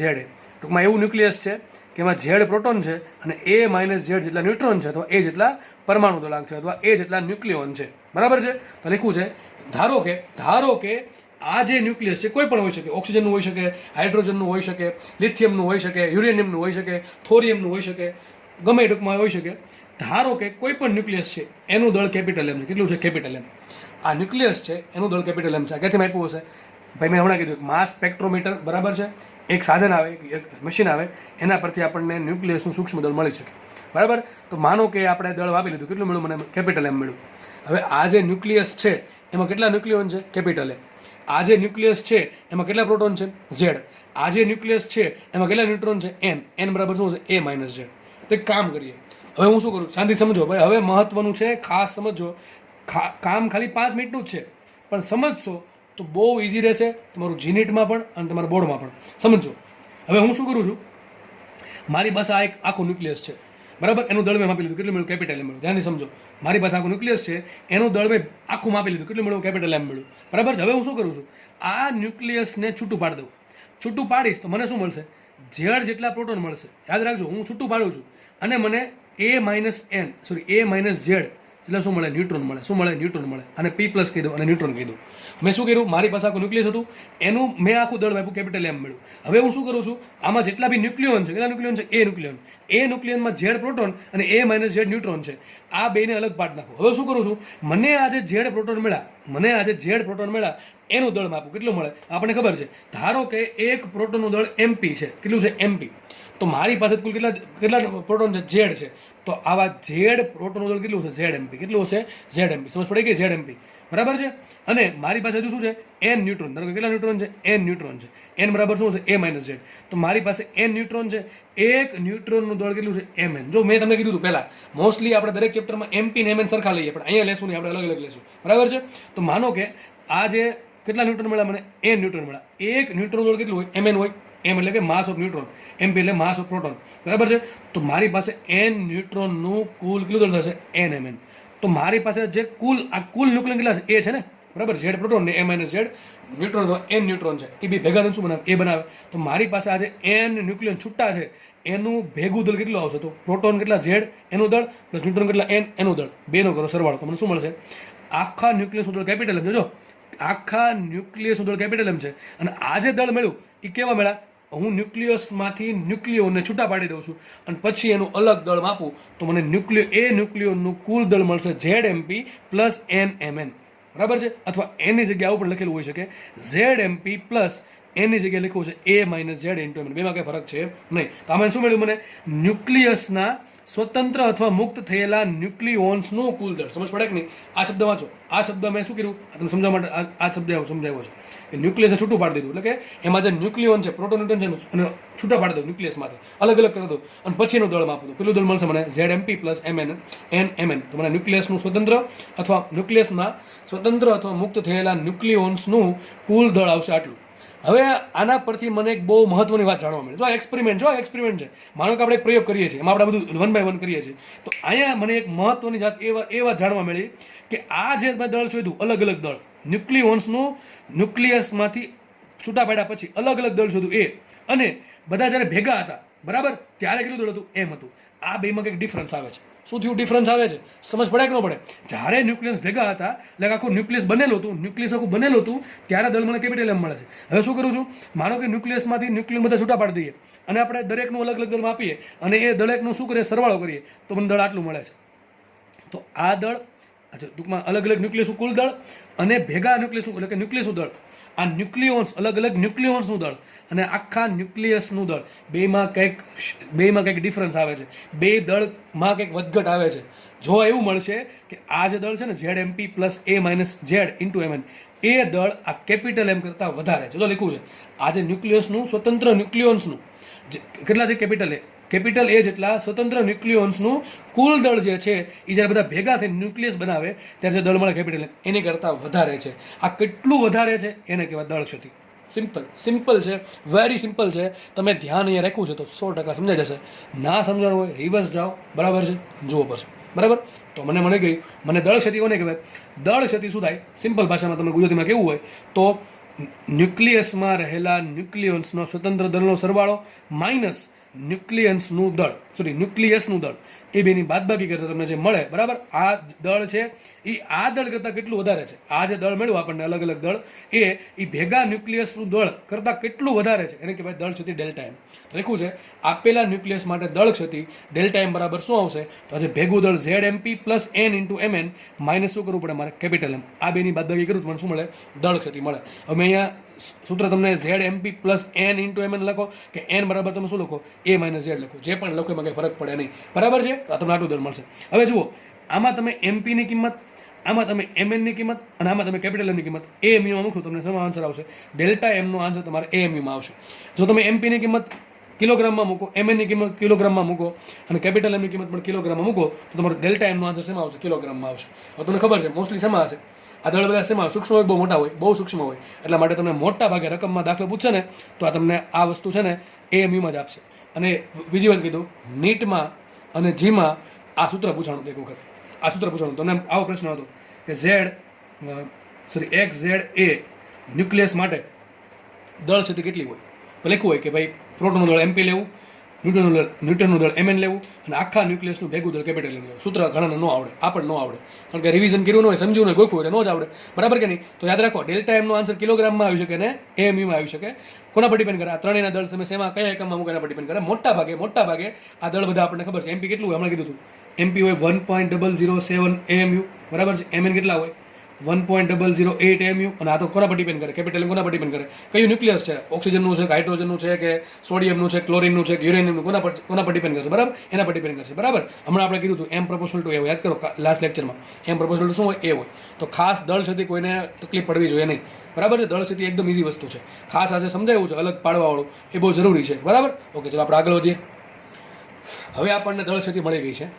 દળ ક્ષતિ પરથી મેં હમણાં જે લાસ્ટ થિયરી ભણાવી આપણે ભણવાની છે કે માનો કે મારી પાસે ડેલ્ટા એમની દળ ક્ષતિ આવી, તો દળ ક્ષતિ આવે છે એને અનુરૂપ કંઈક ઉર્જા મળી હશે. આ દળ ક્ષતિ આવી શું કામ, અરે કારણ કે ઉર્જા મળે છે. આઇન્સ્ટાઈનનું શું કીધું હતું કે ભાઈ જ્યારે દળનું ઉર્જામાં રૂપાંતરણ થાય ત્યારે દળ ઘટે કે ન ઘટે, બરાબર, દળ ઘટશે, સીધી વાત છે. જે દળ ઘટ્યું છે એ ઘટીને કેમને નથી ગયું, હકીકત અહીંયા શું થાય છે, દળનું સંરક્ષણ થાય છે ઉર્જા સ્વરૂપે, દળનું સંરક્ષણ થયું. કારણ કે દળ તો ઘટી ગયું, દળ નથી ઘટ્યું ભાઈ, દળ ઘટ્યું અને સામે ઉર્જા મળી. કેટલી ઉર્જા મળે કાલે હમણાં લાસ્ટ થિયરીમાં સમજા કે મારી પાસે M દળ છે એનું રૂપાંતરણ થાય તો કેટલી ઉર્જા મળે, E બરાબર mc² ઉર્જા મળે. તો અહીં કેટલું દળ વધારાનું છે, ડેલ્ટા M છે, બરાબર છે. ડેલ્ટા M છે એ ડેલ્ટા M જે છે એને અનુરૂપ કેટલી ઉર્જા, તો લખ્યું છે ન્યુક્લિયસની દળ ક્ષતિ ડેલ્ટા M ને અનુરૂપ અથવા એને સમતુલ્ય ઉર્જા કેટલી હશે, E બરાબર ડેલ્ટા mc². જો તમે સૂત્ર વાપરો E બરાબર ડેલ્ટા mc² તો તમારે ડેલ્ટા એમની કિંમત મૂકવી પડે ફરજિયાત કિલોગ્રામમાં, સીની કિંમત મૂકવી પડે મીટર પર સેકન્ડમાં, તો તમને ઈનો આન્સર જૂલમાં આવશે. પણ મેં તમને કીધું હતું આ બધા આન્સર કેવા આવશે, બહુ સૂક્ષ્મ, એટલે આપણે આ રીત નહીં વાપરીએ, બીજી આપણે રીત વાપરીએ. હમણાં તમને એમ કીધું હતું કે ભાઈ એક U જેટલું દળ હોય તો એને સમતુલ્ય ઉર્જા કેટલી હોય, 931 મેગા ઇલેક્ટ્રોન. કેટલી હોય, 931 મેગા ઇલેક્ટ્રોન વોલ્ટ. પણ માનો કે મારી પાસે દળ તો કેટલું છે, ડેલ્ટા એમ MU, તો ત્રિપદી મૂકો, ડેલ્ટા એમ યુ, આ યુ એકમ જો ને સમતુલ્ય ઉર્જા કેટલી, શું કરવાનું, ડેલ્ટા એમ ગુણ્યા 931. હમણાં કીધું એ પ્રમાણે, બરાબર. પણ ડેલ્ટા એમ શેમાં હોવું જોઈએ, AMUમાં હોવું જોઈએ. બે સૂત્ર છે, આઈ ચાલે ને આઈ ચાલે, કયું વાપરશું આપણે, મોટા ભાગે આ જ વાપરશું, કારણ કે ડેલ્ટા એમમાં તમને શેમાં આપ્યું હશે, મોસ્ટલી યુમાં જ આપ્યું હશે. તો એ લખ્યું છે, બે સૂત્ર સાચા જ છે, બેમાં કંઈ ફરક નથી, પણ આ તમને જૂલમાં આન્સર આપે ને આન્સર આપે તમને મેગા ઇલેક્ટ્રોનમાં. લખ્યું છે જો ડેલ્ટા એમ AMU અથવા યુમાં હોય તો ડેલ્ટા એમને સમતુલ્ય ઉર્જા શું આવશે, તો E બરાબર આવશે delta M into 931 mega electron. આ ક્યાંથી આવ્યું, અહીંથી આવ્યું, શાકભાજીવાળો ભાવ, કે એક યુ માટે ઉર્જા કેટલી મળે, 931 મેગા ઇલેક્ટ્રોન વોલ્ટ. તો ડેલ્ટા એમ યુ માટે કેટલી ઉર્જા મળશે, 2 નો ગુણાકાર. થઈ ગયું, ઓકે. ચલો હવે આજે આપણને ઉર્જા મળી કેટલી, delta M into 931 mega electron volt. એને શું કહેવાય, એને કહેવાય ન્યુક્લિયસની બંધન ઉર્જા. સર દરેક ચેપ્ટરમાં બંધન ઉર્જા આવે સાલી, લાસ્ટ ચેપ્ટરમાં બંધન ઉર્જા આવી, આ ચેપ્ટરમાં બંધન ઉર્જા આવી. હવે તમને ફિલિંગ આવી જોઈએ બંધન ઉર્જા શું છે. બંધન ઉર્જા એટલે કે બંધનમાં રાખનાર ઉર્જા, બરાબર. કોને બંધનમાં રાખે, લાસ્ટ ચેપ્ટરમાં તો ઇલેક્ટ્રોન રાખતા હતા, આ ચેપ્ટરમાં કોને રાખે, ચલો સમજીએ. તો આપણને આજે ઉર્જા E મળે છે. જો ખાસ સમજો, હું તમને 1 by 1 સમજું છું, સમજાવું છું. પહેલાં આપણે શું શોધ્યું, દળ ક્ષતિ શોધી. પછી બીજા સ્ટેપમાં શું કર્યું, બીજા સ્ટેપમાં આપણે દળ ક્ષતિને અનુરૂપ ઉર્જા કેટલી મળે એ શોધીએ છીએ, બરાબર. ત્રીજા સ્ટેપમાં શું કરીએ સમજો. હવે આજે ઉર્જા મળી આપણને કઈ કેટલી, delta M into 931 mega electron volt. આ ઉર્જાને કહેવાય બંધન ઉર્જા. કોની, ન્યુક્લિયસની. કોની કહેવાય, ન્યુક્લિયસની બંધન ઉર્જા. Binding energy of nucleus. શું કહેવાય, બાઇન્ડિંગ એનર્જી ઓફ ન્યુક્લિયસ. અને નામ આપ્યું in short EB. B for binding E for energy. તો આને કહેવાય EB. સૂત્ર શું આવ્યું? EB બરાબર ડેલ્ટા mc સ્ક્વેર. આ પણ તમે વાપરી શકો. આનો આન્સર જૂલમાં આવશે. ડેલ્ટા મૂકો આપણે કિલોગ્રામમાં અને સી મૂકો આપણે મીટર પર સેકન્ડમાં. અથવા તમે વાપરી શકો ડેલ્ટા m ગુણ્યા 931 મેગા ઇલેક્ટ્રોન. મોટા ભાગે આપણે આ સૂત્ર વાપરશું. તો બંધન ઉર્જા કોને કહેવાય? તમને પ્રશ્ન પૂછાય કે ન્યુક્લિયસની બંધન ઉર્જાનું સૂત્ર શું? તો આ ડેલ્ટા m આવ્યું. આ ડેલ્ટા ની કિંમત ક્યાંથી મૂકવાનું? આગળથી. ડેલ્ટા m બરાબર શું હતું? યાદ કરો. ZMP plus n into mn minus nucleus ઉડાડ. આટલું કરો તો શું મળે? ડેલ્ટા m ઇન્ટુ શું કરો? 931 મેગા ઇલેક્ટ્રોન. તો તમને શું મળી જશે? ન્યુક્લિયસની બંધન ઉર્જા. એક કામ કરું, મારે ન્યુક્લિયસની બંધન ઉર્જા નથી જોતી, મારે ન્યુક્લિયોનની બંધન ઉર્જા જો. આખું ન્યુક્લિયસ છે, એમાં ઘણા બધા શું છે? પ્રોટોન ન્યુટ્રોન છે. આ પ્રોટોન ન્યુટ્રોનને શું કહેવાય? ન્યુક્લિયોન કહેવાય. મારે આખા ન્યુક્લિયસની બંધન ઉર્જા કેટલી મળી? EB મળી. કેટલી મળી? EB. પણ મારે હવે એક ન્યુટ્રોન અથવા એક પ્રોટોન અથવા સિમ્પલ ભાષામાં કહું તો આ જે ન્યુક્લિયોન છે એની બંધન ઉર્જા જોઈએ. તો હું શું કરું? બસ સિમ્પલ કોન્સેપ્ટ જો આમાં સમજો.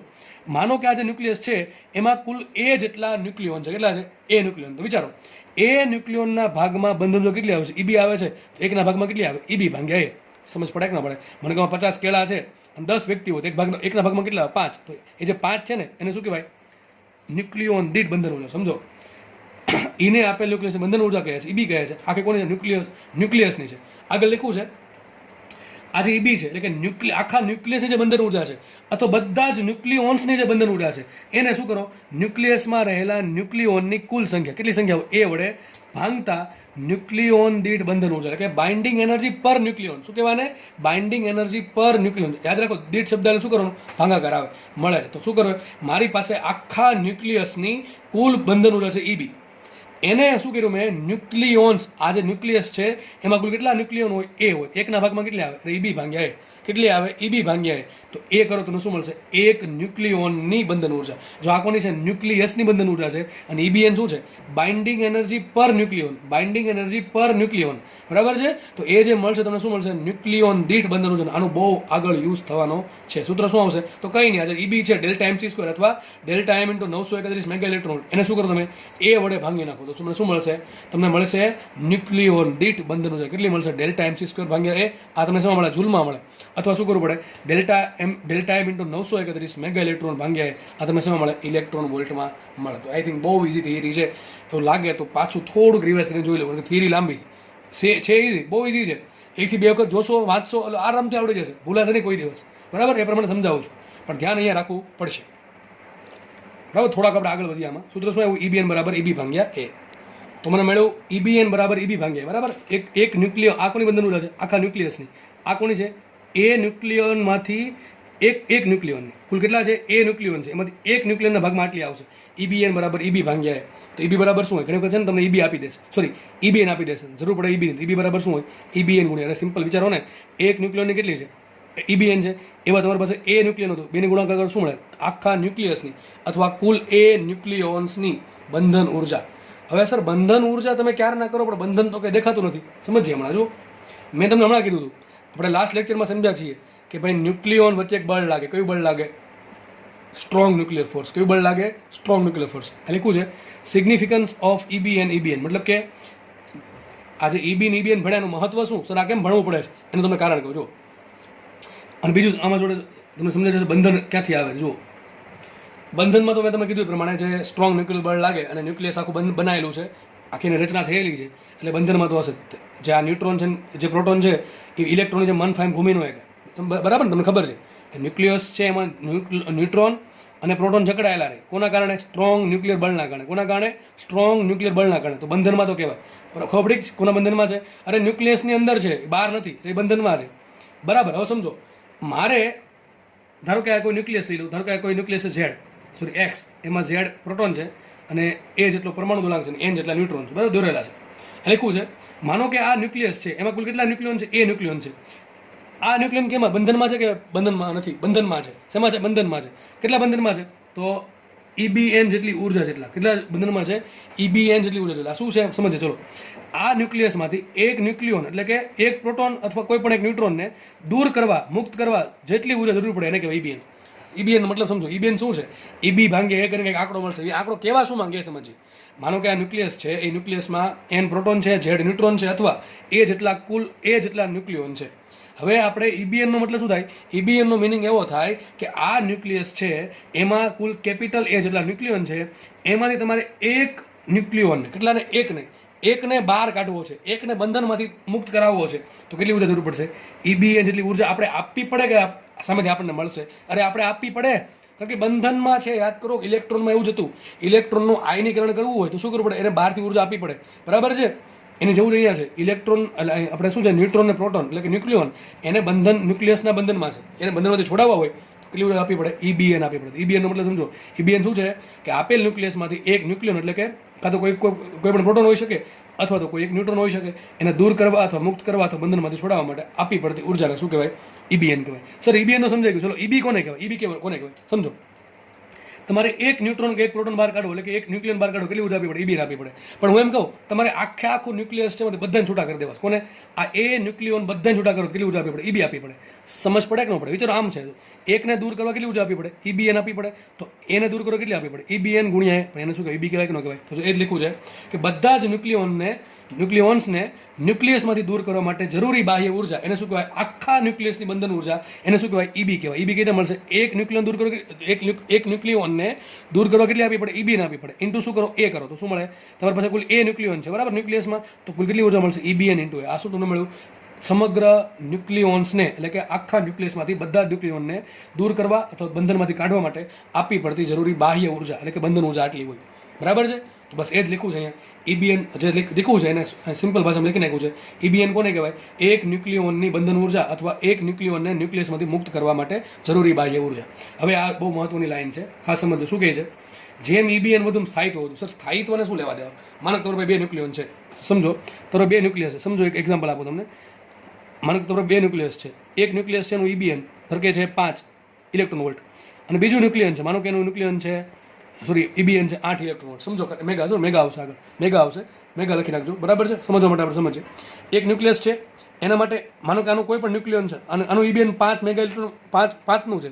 હું ખાલી 5 બોલું છું. એનો મતલબ શું થાય કે આમાંથી તમારે કોઈ પણ એક પ્રોટોન અથવા કોઈ પણ એક ન્યુટ્રોન ને બહાર કાઢવો છે, કેટલી ઉર્જા આપવી પડે? બહારથી 5 મેગા ઇલેક્ટ્રોન વોલ્ટ. સમજો, આ જ બીજું કોઈ ન્યુક્લિયસ છે, એમાંથી તમારે એક પ્રોટોન અથવા એક ન્યુટ્રોનને બહાર કાઢવો છે, કેટલી ઉર્જા આપવી પડે? 8 આપવી પડે. 8 મેગા ઇલેક્ટ્રોન વોલ્ટ. તો મને એમ કહો, સ્થાયી ક્યારે કહેવાય? કોઈ પણ ન્યુક્લિયસ સ્થાયી ક્યારે કહેવાય? હું એમ કહું, તમે સ્થાયી ક્યારે કહો? તમને કોઈક બહારથી આવીને કહે ભાઈ વાંચવું ના જોઈએ, રખડને મજા આવે, રખડવામાં તો જે મોજ છે જિંદગી બીજી ક્યાંય મોજ નથી, આવું તમને કહે ને તમે માનો કે ભોળવાઈ જાઓ, તો તમે સ્થાયી ના કહેવો. તમે તમારી સ્ટડી પરત્વે સ્થાયી નથી. પણ તમે કોઈ બહારથી ગમે એટલું આવીને પેલું કરે, પણ આપણે એક જ ધ્યાન રાખીએ ભણવાનું છે, તમે સ્થાયિત્વ કહેવો. તો એ જ પ્રમાણે આ ન્યુક્લિયસ સ્થાયી ક્યારે કહેવાય? સ્થાયી ક્યારે કહેવાય? કે એના જે ન્યુક્લિયોન છે બહાર ભાગી ન જાય તો બહાર ક્યારે ન ભાગે? વિચારો, આને તમારે બહાર કાઢો 5ની ઉર્જા આપવી પડે, આને તમારે બહાર કાઢો તો 8ની ઉર્જા આપવી પડે, બરાબર કે નહીં? તો આ સ્થાયી કહેવાય. કારણ શું છે, તમારે આને બહાર કાઢવું હોય તો માત્ર 5 આપણને છૂટવા પડે. જેવું આને 5ની ઉર્જા મળી બહાર ભાગી જશે, પણ આને 5ની ઉર્જા પર ભાગશે નહીં, એમને રહેશે. કારણ શું? એને તમારે બહાર કાઢવું હોય તો 8 મેગા ઇલેક્ટ્રોન વોલ્ટની ઉર્જા આપવી પડે. તો સમજવું પડી, આપેલ ન્યુક્લિયસ માટે જેટલું ઈબીએન વધારે એમ ન્યુક્લિયસનું સ્થાયિત્વ વધારે. સમજ પડે કે ન પડે? સમજ પડવી જોઈએ. જેટલું ઈબીએન વધુ એમ સ્થાયિત્વ વધુ. કારણ શું? મેં તમને કીધું એ પ્રમાણે જેટલું ઈબીએન વધુ તમારે બહારથી વધારે ઉર્જા આપવી પડે તો જ બહાર નીકળશે. જેટલું બહાર નીકળે એટલું સ્થાયિત્વ ઓછું હોય. સ્થાયિત્વ ક્યારે જળવાય રહે? બહાર ન નીકળે તો ટૂંકમાં જેટલું ઈબીએન વધારે એટલું સ્થાયિત્વ વધારે. ટૂંકમાં યાદ રાખો, ઈબીએનને ડાયરેક્ટલી સ્થાયિત્વ વારે લેવા દેવા છે. લખ્યું છે જેટલું ઈબીએન વધારે એટલું સ્થાયિત્વ વધારે કહેવાય, બરાબર? આગળ વધીએ તો અહીંયા મેં તમને હજુ એક એક્ઝામ્પલ આપીને સમજાવવાનો પ્રયત્ન કર્યો છે. અત્યાર સુધી આપણે એવું ભણ્યા કે ભાઈ બંધન ઉર્જા છે અથવા એક ન્યુક્લિયોનને બહાર કાઢવા માટે એક બંધન ઉર્જા છે. તો આપણે એમાં એવું સમજ્યા કે માનો કે કોઈ ન્યુટ્રોન છે, પ્રોટોન છે, અને બહાર કાઢવો હોય તો તમારે ઈબીએન જેટલી ઉર્જા આપવી પડે. આનાથી ઉલટું, માનો કે જ્યારે ન્યુક્લિયસ બનતું હોય અથવા જ્યારે માનો કે જસ્ટ સમજવા માટે એક ન્યુક્લિયન માનો કે બહારથી અંદર આવે તો શું થશે? તો બંધનમાં નહીં, જો બંધનમાં આવ્યો છે, સમજ પડે કે નહીં? એટલે કોઈ ન્યુક્લિયોનને બહાર કાઢવો એટલે કે બંધનમાંથી છુટકારો મેળવવો, તો આપણે એનર્જી આપવી પડશે, સમજ પડે કે નહીં? એનાથી ઉલટું, માનો કે કોઈ ન્યુક્લિયન, જસ્ટ સમજવા માટે કહું છું, માનો કે કોઈ ન્યુક્લિયસમાં આવે તો સામેથી ઉર્જાનું ઉત્સર્જન થશે. આ પહેલાં જેવું જ છે, આપણે જે લાસ્ટ ચેપ્ટર ભણે ને પરમાણુમાં, કે જેમાં ઇલેક્ટ્રોનને નીચી કક્ષામાંથી ઉપર મોકલવો હોય તો આપણે એને બંધનમાંથી મુક્ત કરવો છે, તો આપણે બહારથી ઉર્જા આપવી પડશે. એનાથી ઉલટું જ્યારે ઉપરની કક્ષામાંથી નીચેની કક્ષામાં સંક્રાંતિ કરે તો આપણને સામેથી એનર્જી મળશે. એના જેવું જ અહીંયા છે. એટલે સમજો પેલી દળ ક્ષતિ શું કામ આવી હતી? તો માનો કે કોઈ ન્યુક્લિયસનું બને છે, માનો કે કોઈ ન્યુક્લિયસ બને છે, ત્યારે એમાં ઝેડ પ્રોટોન છે અને એન ન્યુટ્રોન છે. તો ઝેડ પ્રોટોનનું દળ થશે ઝેડ એમપી અને એન પ્રોટોનનું દળ થશે એન ઇન્ટુ એમએન. હજી ન્યુક્લિયસ બન્યું નથી, બરાબર છે. આ ઝેડ પ્રોટોન અને એન ન્યુટ્રોન જ્યારે ભેગા થતા હોય, બરાબર, ત્યારે પછી ન્યુક્લિયસ બનશે. અને આ જે ન્યુક્લિયસ બનશે ત્યારે ઉર્જાનું કંઈક ઉત્સર્જન થશે. કેટલી ઉર્જાનું? તો ડેલ્ટા એમ કેટલા કુલ છે આ ઝેડ ને એન કુલ ભેગા થઈને બનશે એ ઇન્ટુ ઈબીએન જેટલી ઉર્જાનું ઉત્સર્જન થશે, જેને આપણે સિમ્પલ ઈબી કહીએ છીએ. બરાબર છે. તો આઈ થિંક તમને ખ્યાલ ખબર પડી ગયો છે કે શું છે એક્ઝેક્ટલી. આગળ પરમાણુ ચેપ્ટર છે એના જેવું અહીંયા છે કે જ્યારે ન્યુક્લિયોનને બહાર કાઢવા હોય, ન્યુક્લિયસમાંથી બહાર કાઢવા હોય, એટલે કે ન્યુક્લિયસના બંધનમાંથી મુક્ત કરવા હોય, તો આપણે એક ન્યુક્લિયોન દીઠ ઈબીએન જેટલી ઉર્જા આપવી પડે. અને કુલ ધારો કે આમાં કેપિટલ એ જેટલા ન્યુક્લિયોન છે તો ઉર્જા આપવી પડે આપણે ઈબી જેટલી, ઈબીએન ઇન્ટુ એ. આનાથી ઉલટું જ્યારે ન્યુક્લિયોન ભેગા થઈને ન્યુક્લિયસનું સર્જન કરતા હોય ત્યારે ઉર્જાનું ઉત્સર્જન થશે. બરાબર છે. તો એ જે આપણે દળશક્તિ મળે છે એ એક્ઝેક્ટલી ઉર્જાના રૂપાંતરણના કારણે દળશક્તિ મળે છે, આઇન્સ્ટાઈનના સાપેક્ષવાદ અનુસાર. બરાબર છે. તો આપણે આગળ વધીએ. મેં તમને હજી એક એક્ઝામ્પલ આપ્યું છે, થોડુંક પ્રેક્ટિકલ એક્ઝામ્પલ આપ્યું, થોડુંક આપણે શું કહેવાય એક દાખલો કરીને તમને સમજાવવાનો પ્રયત્ન કર્યો છે આ વસ્તુ. બરાબર.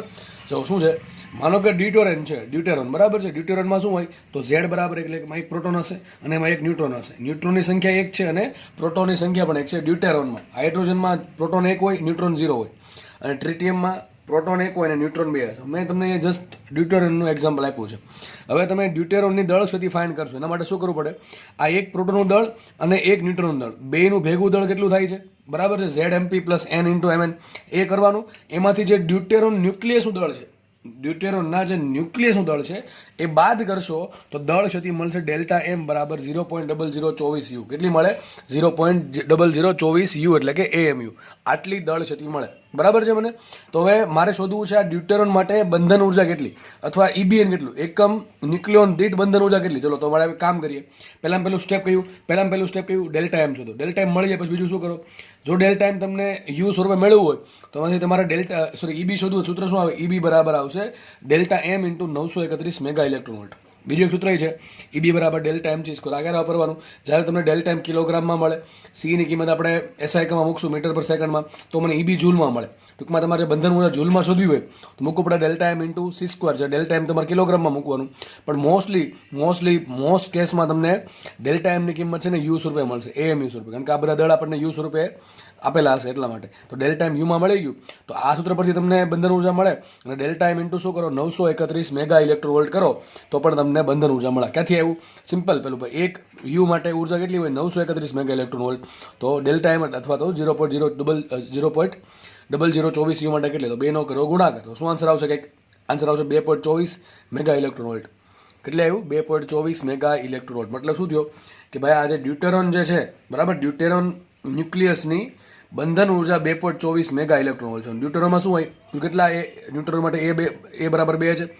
મતલબ એમ થયો કે ડ્યુટેરોનના જે 2 ન્યુક્લિયોન છે, 2 ન્યુક્લિયોનમાં કોણ આવશે? એક પ્રોટોન ને એક ન્યુટ્રોન. આ 2 ન્યુક્લિયોન છે એ બંનેને બહાર કાઢવા છે. તો મારે આટલી ઉર્જા આપવી પડે 2.24 મેગા ઇલેક્ટ્રોન વોલ્ટ. બરાબર છે. આથી ઉલટું માનો કે એક પ્રોટોન અને એક ન્યુટ્રોન ભેગા થઈને જ્યારે ડ્યુટેરોન બનાવતા હોય ત્યારે આપણને આટલી ઉર્જા મળશે સામેથી, આટલી ઉર્જાનું ઉત્સર્જન કરશે. સમજો ભાઈ. બરાબર છે. મારી પાસે એક પ્રોટોન છે અને એક ન્યુટ્રોન છે. હવે પહેલાં માની લો કે ડ્યુટેરોનનો ન્યુક્લિયસ બની ગયું છે. એમાંથી મારે શું કરવું છે? બંનેને છૂટા પાડવા. ટૂંકમાં એ બરાબર 2 છે. ટૂંકમાં મારે એ જેટલી સંખ્યામાંથી બહાર કાઢવી છે ન્યુક્લિયોનની. ટૂંકમાં ન્યુક્લિયોનને તોડવું છે, એટલે કે ન્યુક્લિયસને તોડવું છે, એટલે કે એના ન્યુક્લિયોનને સ્વતંત્ર કરવા છે, બંધનમાંથી છોડાવવા છે. તો મારે આટલી ઉર્જા ન્યુક્લિયસને આપવી પડશે. કેટલી? 2.24 મેગા ઇલેક્ટ્રોન વોલ્ટ. બરાબર છે.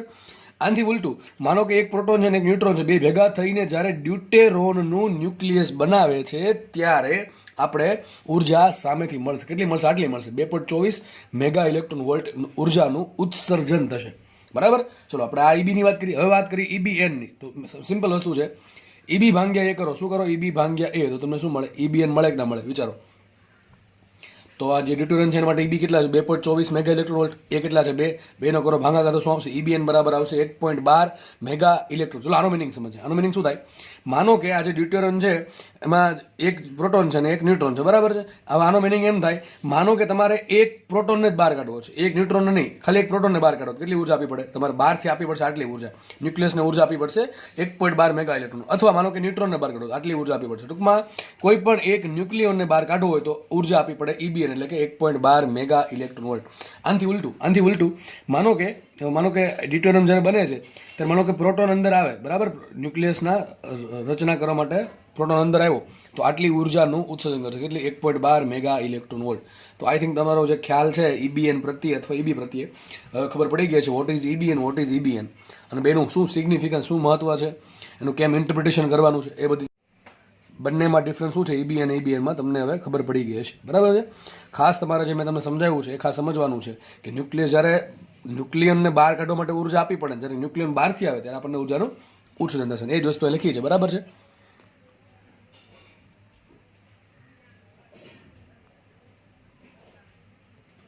એ તમે જાતે પણ વાંચી શકો. ચલો શું લખ્યું છે?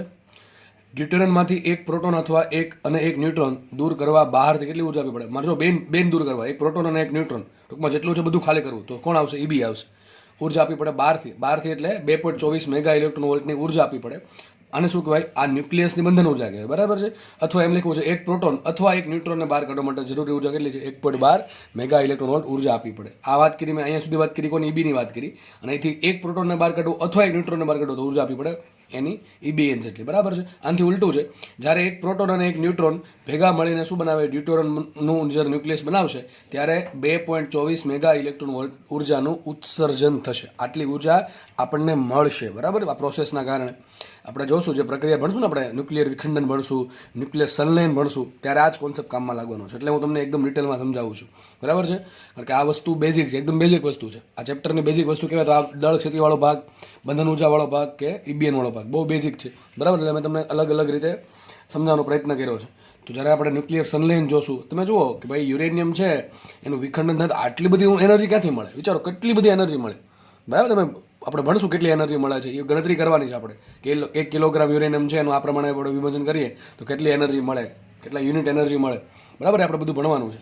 તો આટલી બધી એનર્જીનું કારણ ત્યારે તમને સમજાશે કે delta M into C². Delta M ભલે નાનું છે પણ C² બહુ મોટું છે C², બરાબર. એટલા માટે એનર્જી ટ્રીમેન્ડન્સ અમાઉન્ટમાં એનર્જી મળે છે દળ ક્ષતિના કારણે જ.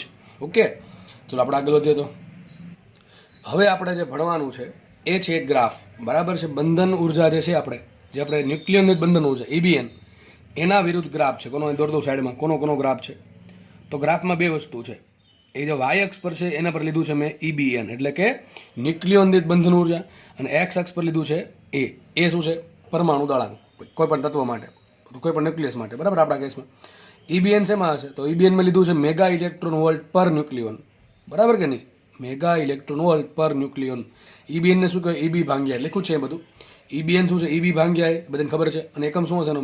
મેગા ઇલેક્ટ્રોન વોલ્ટ પર ન્યુક્લિયોન. ટૂંકમાં આટલા મેગા ઇલેક્ટ્રોન વોલ્ટ ઉર્જા તમારે પર ન્યુક્લિયોન દીઠ આપવી પડે. હવે કરવાનું શું? દરેક જો ગ્રાફ બન્યો કઈ રહેશે તમને વિચારો. મતલબ હાઇડ્રોજન છે તો તમારે શું કરવાનું? હાઇડ્રોજનની પેલા દળશક્તિ શોધવાની, ડેલ્ટા એમ શોધવાનું. હાઇડ્રોજનની દળશક્તિ મળે તમારે શું કરવાનું? Delta M into 931 mega electron, તમને શું મળશે? ઈબી મળશે. અને આ જે ઈબી મળ્યું એને ઈબી એ વડે ભાંગો, ઈબીને એ વડે ભાંગો, તમને શું મળશે? ઈબીએન મળશે. શું મળશે? ઈબીએન મળશે. તો તમને આ પ્રમાણે હાઇડ્રોજન માટે મળ્યું. પછી માનો કે હિલિયમ ન્યુક્લિયસ, સેમ વસ્તુ કરવાની. પછી ધારો કે ઓક્સિજન, એના માટે સેમ વસ્તુ કરવાની.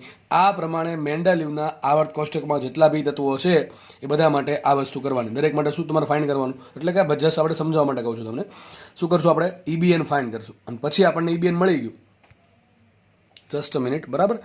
જેવું આપણને ઈબીએન મળી ગયું પછી શું કરશું? આપણે ઈબીએન વિરુદ્ધ એનો ગ્રાફ દોરશું. સમજ પડે કે નહીં? ફરીથી કહી દઉં છું, ગ્રાફ કઈ રીતે મળશે? કોઈ પણ ન્યુક્લિયસ પકડો, એની દળ ક્ષતિ કેટલી છે? ડેલ્ટા એમ મેળવો. ડેલ્ટા એમ મળે પછી એના પછી શું કરશું? આપણે ઈબી મેળવશું. આ ડેલ્ટા એમ આપણે જો યુમાં હશે, બરાબર, એટોમિક માસ યુનિટમાં, તો આપણે એને 931 મેગા ઇલેક્ટ્રોન વોલ્ટ વડે ગુણી નાખશું તો મને ડાયરેક્ટલી શું મળશે? ઈબી મળશે. એ ઈબીને ફરતી એ વડે ભાંગો તો મને શું મળશે? ઈબીએન મળશે. આ એક ન્યુક્લિયસની વાત થઈ. પછી બીજું પકડો, ત્રીજું પકડો, આમ જેટલા બી ન્યુક્લિયસ છે, બરાબર છે, જાણીતા, એ બધા માટે આપણે ઈબીએન શોધવાનું છે અને એનું એ નોટ ડાઉન કરવાનું છે. પછી આપણે શું કરશું? એના ઈબીએન વિરુદ્ધ એનો ગ્રાફ દોરશું. તો કંઈક આપણને ગ્રાફ આ ટાઈપનો મળે. જુઓ, કાંઈક ગ્રાફ તમને આ ટાઈપનો મળશે. અહીં તમને પહેલાં બતાવી દઉં છું. આ જે એક્સ એક્સિસ છે ત્યાં મેં લીધું છે એ, અને વાય એક્સિસ છે ત્યાં મેં લીધું છે EBN, એટલે કે EB ભાંગ્યા અથવા મેગા ઇલેક્ટ્રોન પર ન્યુક્લિયર. તો કંઈક આપણને ગ્રાફ આ ટાઈપનો મળે. જો કંઈક આ ટાઈપનો ગ્રાફ મળશે, બરાબર. આ પ્રમાણે હવે ગ્રાફને આપણે 3 ભાગ સમજવાનો છે. ગ્રાફને આપણે 3 ભાગમાં સમજવાનો છે. અને ગ્રાફ IMP, ગ્રાફ તમારા માટે IMP, બરાબર. કંઈક આ ટાઈપનો ગ્રાફ મળશે, એ દોરી દઉં છું. આ રીતનો કંઈક ગ્રાફ મળશે, બરાબર છે. જો કે અહીંયા તમને હજી વચ્ચે સ્લો ડાઉન, અપડાઉન મળશે, બધી મુવમેન્ટો. હવે ગ્રાફ સમજે ભાઈ શું છે એક્ઝેક્ટલી. ચલો ગ્રાફને 3 ભાગમાં સમજવાનો છે. પહેલો ભાગ, બીજો ભાગ અને ત્રીજો ભાગ. જે ભાગ પડ્યા છે, મેં ભાગ પડ્યા છે એના આધારે અહીંયા જે એ છે ને કેટલો છે, 30થી વધારે છે અને 170થી ઓછો છે. અહીંયા જે એ છે ને એ 170થી વધારે છે, અને ડેફિનેટલી અહીંયા જે એ હશે એ 30થી નાનો હશે, બરાબર કે નહીં. તો ગ્રાફને આપણે 3 ભાગમાં સમજીએ. સર આવું કેમ કર્યું? જો તમને હમણાં સમજાયું કે EBN શું બતાવે? સ્થાયિત્વ બતાવે. શું બતાવે? સ્થાયિત્વ બતાવે. જેટલું EBN વધારે એટલું સ્થાયિત્વ વધારે. હમણાં મેં કીધું કોઈ ન્યુક્લિયસ કેટલું સ્થાયી છે એ તમારે નક્કી કરવું છે. કોઈ ન્યુક્લિયસ કેટલું સ્થાયી છે એ તમારે નક્કી કરવું તો શું કરવું પડે? એ ન્યુક્લિયસ માટે આપણે EBNની કિંમત શોધવાની. EBN જો વધારે આવે, બરાબર છે, અમુક સર્ટેન લિમિટ કરતાં, તો આપણે માનશું કે ભાઈ ન્યુક્લિયસ સ્થાયી છે. અને જો EBNની કિંમત એ લિમિટ અમુક કરતાં ઓછી આવે, કિંમત કરતાં, અથવા ઓછી ટૂંકમાં આવે બધાની કમ્પેરિઝનમાં, તો આપણે માનશું કે એ ન્યુક્લિયસ જે ઓછું થાય અથવા અસ્થાયી છે એમ કહી શકાય. જેમ કે તમને એક્ઝામ્પલ આપો, યુરેનિયમ. આપણને ખબર છે યુરેનિયમ સ્થાયી કહેવાય કે અસ્થાયી કહેવાય? તો ઘણાને ખબર નહીં પડે સ્થાયી અને અસ્થાયીમાં શું. ન્યુક્લિયસ સ્ટેબલ હોય, બરાબર છે, કોઈ વિકિરણનું ઉત્સર્જન ના કરતું હોય. જેમ કે આપણે યુરેનિયમ છે તો એમાંથી આપણને ખબર છે આલ્ફા, બીટા, ગેમા એ પ્રકારના જે વેવ્સ નીકળતા હોય, વિકિરણોનું ઉત્સર્જન થતું હોય, જેને સિમ્પલ ભાષામાં કહેવાય રેડિયો એક્ટિવિટી, બરાબર છે. તો આ રેડિયો એક્ટિવિટીનું ઉત્સર્જન ક્યારે થાય, શું કામ થાય છે? આપણે આખો ટોપિક છે રેડિયો એક્ટિવિટી, પણ તમને થોડુંક ઉપર છેલ્લું કહી દઉં. તો યુરેનિયમ શું ટ્રાય કરે, એનું જે ન્યુક્લિયસ શું ટ્રાય કરે કે ભાઈ સ્ટેબલ થવાનું. વિચારો, કોઈ પણ વસ્તુની, આમ તો કુદરતનો નિયમ છે કે કોઈ પણ પદાર્થ શું ટ્રાય કરે? સ્ટેબલ થવાનું. તમે પણ કંઈક સ્ટેબલ થવાનો પ્રયત્ન કરતા હશો, દરેક વ્યક્તિ ટૂંકમાં આવી જાય, બરાબર છે, કે ભાઈ સ્ટેબિલિટી મળે. તો જે યુરેનિયમનું જે ન્યુક્લિયસ છે એ અનસ્ટેબલ છે. એ સ્ટેબિલિટી પ્રાપ્ત કરવા માટે શું કરે? એમાંથી વિકિરણોનું ઉત્સર્જન કરે. વિચારો કે ભાઈ હું સ્ટેબલ થઈ જાઉં તો કઈ રીતે કરશે સ્ટેબિલિટી તરફ કઈ રીતે આગળ વધશે? તો એમાંથી અમુક ચોક્કસ પ્રકારના વિકિરણોનું ઉત્સર્જન થાય. અને આ વિકિરણોના ઉત્સર્જન કારણે એનું જે ન્યુક્લિયસ છે ધીમે ધીમે ખવાતું જાય, અને અમુક સમય પછી કદાચ બની શકે કે ભાઈ વધે જ નહીં અથવા સ્ટેબિલિટી પ્રાપ્ત કરી લે. તો આ પ્રમાણે સ્ટેબિલિટી અને અનસ્ટેબિલિટી તમને થોડોક આઈડિયા આવ્યો હશે, બરાબર છે. ચલો આપણે તો ગ્રાફ સમજ્યા આપણે, બરાબર. એમાં 3 ભાગ છે. પહેલો ભાગ એવો તત્વો છે કે જેનો પરમાણુ દળાંક 30 કરતાં વધારે છે. બીજા ભાગમાં 30થી 170ની વચ્ચે છે. અને છેલ્લે છે 170થી મોટા તત્વો અથવા ન્યુક્લિયસ. તમે સર આ ગ્રાફના ભાગ શું કામ પાડ્યા? જો મારે આ જે બધા તત્વો છે ને, બરાબર, બધા તત્વો આમાં આવી જશે, આમ તો બધા ન્યુક્લિયસો આવી જશે. એમાંથી 3 ભાગ પાડવાના, 2 ભાગ પાડવાના છે કે ભાઈ કયા સ્થાયી છે ને કયા અસ્થાયી છે. તો એનો આધાર કોના પર છે? EBN પર. હવે EBNની કિંમત વધારે હોય તો સ્થાયી, EBNની કિંમત ઓછી તો અસ્થાયી. તો જોવા એવું મળ્યું આપણને, આજે ગ્રાફ દોરો અને બધું જોવા એવું મળ્યું કે જે તત્વો માટે એની કિંમત અથવા પરમાણુ દળાંકની કિંમત 30 કરતાં વધારે છે, 30 કરતાં વધારે છે, અને 170 કરતાં ઓછી છે. જે તત્વો માટે પરમાણુ દળાંક એની કિંમત કેટલી છે? 30 કરતાં વધારે, ટૂંકમાં 30 કરતાં વધારે, અને 170 કરતાં ઓછી છે, ટૂંકમાં આ ભાગ આવશે. એમાં જે તત્વો જે છે અથવા જે ન્યુક્લિયસો છે એની EBNનું કિંમત મૂલ્ય વધારે છે. એનું EBN કેવું છે? વધારે છે. હવે EBN વધારે શું થાય? લખી દઉં છું, EBN વધુ તો સ્થાયિત્વ વધુ, સ્ટેબિલિટી વધારે.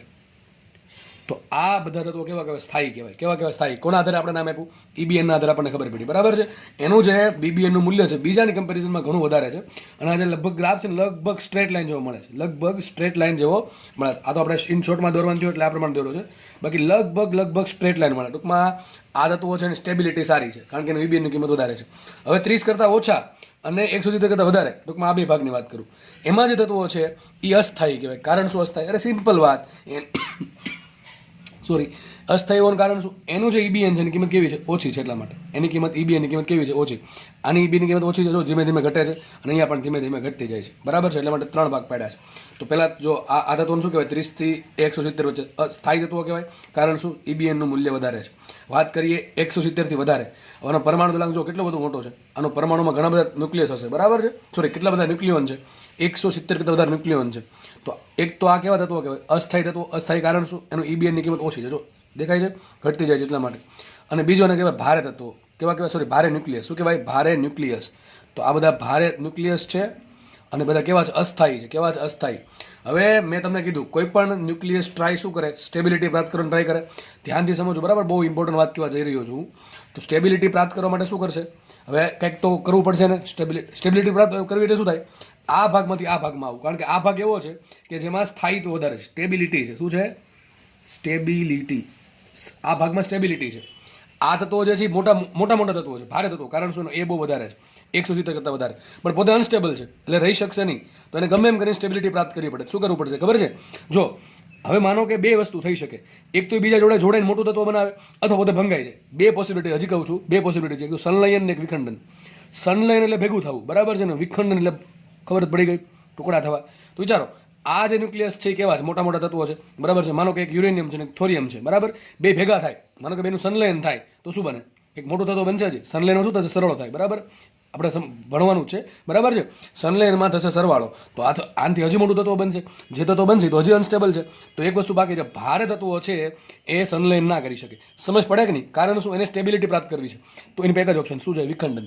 તો તમે જો, તમે આવું ભણ્યા છો, કદાચ ભણવાના છો કે ભાઈ જે ભારે તત્વો છે એનું વિખંડન થાય. તમે કોઈ જોયું હાઇડ્રોજનનું વિખંડન? નહીં જુઓ, ક્યારેય નહીં જુઓ. એનું તમને કારણ કહું છું. પણ તમે આવું ભણ્યા કોઈ દી કે યુરેનિયમ ને થોરિયમનું સંલયન થયું? એવું પણ નહીં ભણો. હંમેશા શું આવશે? વિખંડન જ આવશે. કારણ શું? અરે ભાઈ, સંલયન કરીને હજી ભારે થવું, હજી ભારે થતું હજી અનસ્ટેબલ થઈ જશે. કારણ કે જેમ જેમ જેમ આમ જાઓ છો એમ સ્ટેબિલિટી ઘટતી જાય છે. ભાઈ સમજો, ગોખવા માટે તો આલેખ બહુ ઇઝી છે.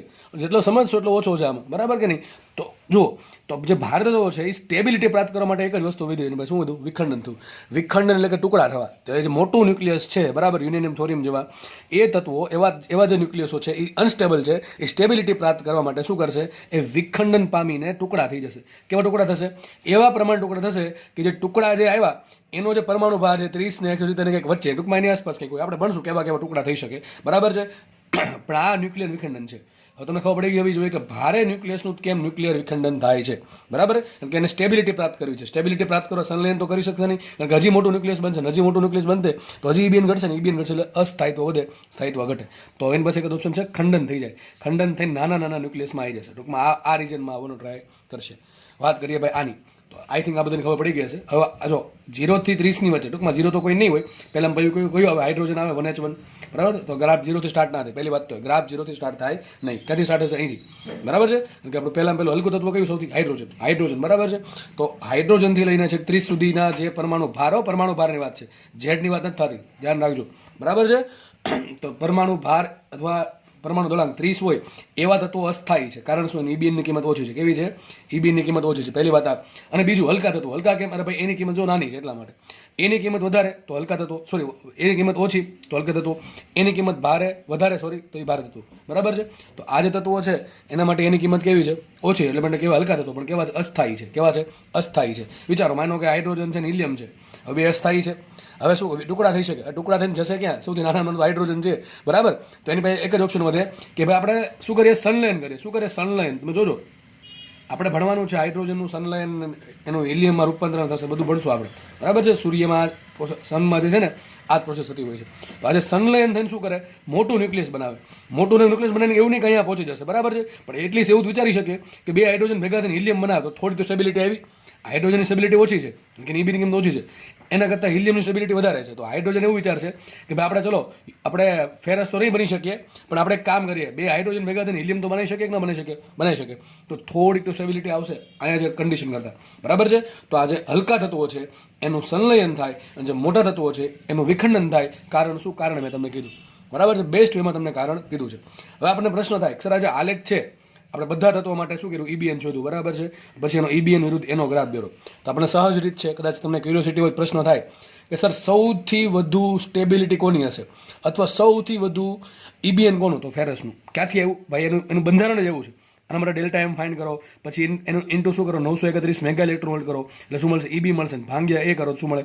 ઇબીએન મળે. તો યાદ રાખજો, ફેરસ આ જે બધા ન્યુક્લિયસનું આપણે આ ગ્રાફ દોરો એમાં ફેરસ એવું છે કે આપણે ખબર છે એનો પરમાણુ ક્રમાંક 26 છે અને એના પરમાણુ દળાંક એ બરાબર 56 છે, બરાબર છે? તો ફેરસ માટે ઇબીએનની કિંમત સૌથી વધારે મળે. વિચારો કેટલી મળે છે? 8.8 મેગા ઇલેક્ટ્રોન ડિવાઇડેડ બાય પર ન્યુક્લિયન. ટૂંકમાં એક ન્યુક્લિયન દીઠ ફેરસ માટે કેટલી બંધન ઉર્જા હશે? ન્યુક્લિયન દીઠ બંધન ઉર્જા 8.8 મેગા ઇલેક્ટ્રોન. યાદ રાખજો, પૂછાય ભાઈ, MCQ પૂછાય, ખાસ ગુજકેટમાં, બોર્ડમાં, ક્યારેક જીનીટમાં પણ, બરાબર છે? તો યાદ રાખજો સૌથી સ્ટેબલ, સૌથી તમને પ્રશ્ન પૂછે સૌથી વધારે સ્ટેબિલિટી કોની, તો ફેરસની. કારણ શું? એનું EBN ની કિંમત સૌથી વધારે છે. બાકીના કોઈ પણ ન્યુક્લિયસ માટે આટલી EBN મળતું નથી. તો બાકીના તત્વો માટે EBN કેટલું છે? ન્યુક્લિયસ 8.8 કરતાં ઓછા હશે. પછી ફેરસથી નાના હોય કે ફેરસથી મોટા હોય, બરાબર, એની કિંમત પણ બધા દરેક માટે EBN ની કિંમત 8.8 થી ઓછી મળે છે. તો પ્રશ્ન પૂછાય સૌથી સ્ટેબલ ન્યુક્લિયસ કયું છે? તો ફેરસનું છે. કયું છે? ફેરસનું. આપણે ખબર છે કે પૃથ્વીમાં ભરીને પૃથ્વીના પેટ્રોલમાંથી આપણને આયરન ઓર જે મળે, બરાબર છે, શું કહેવાય, લોખંડની કાચી ધાતુ, બરાબર છે, આયરન ઓર મળે છે, કેટલી બધી માત્રામાં મળે છે.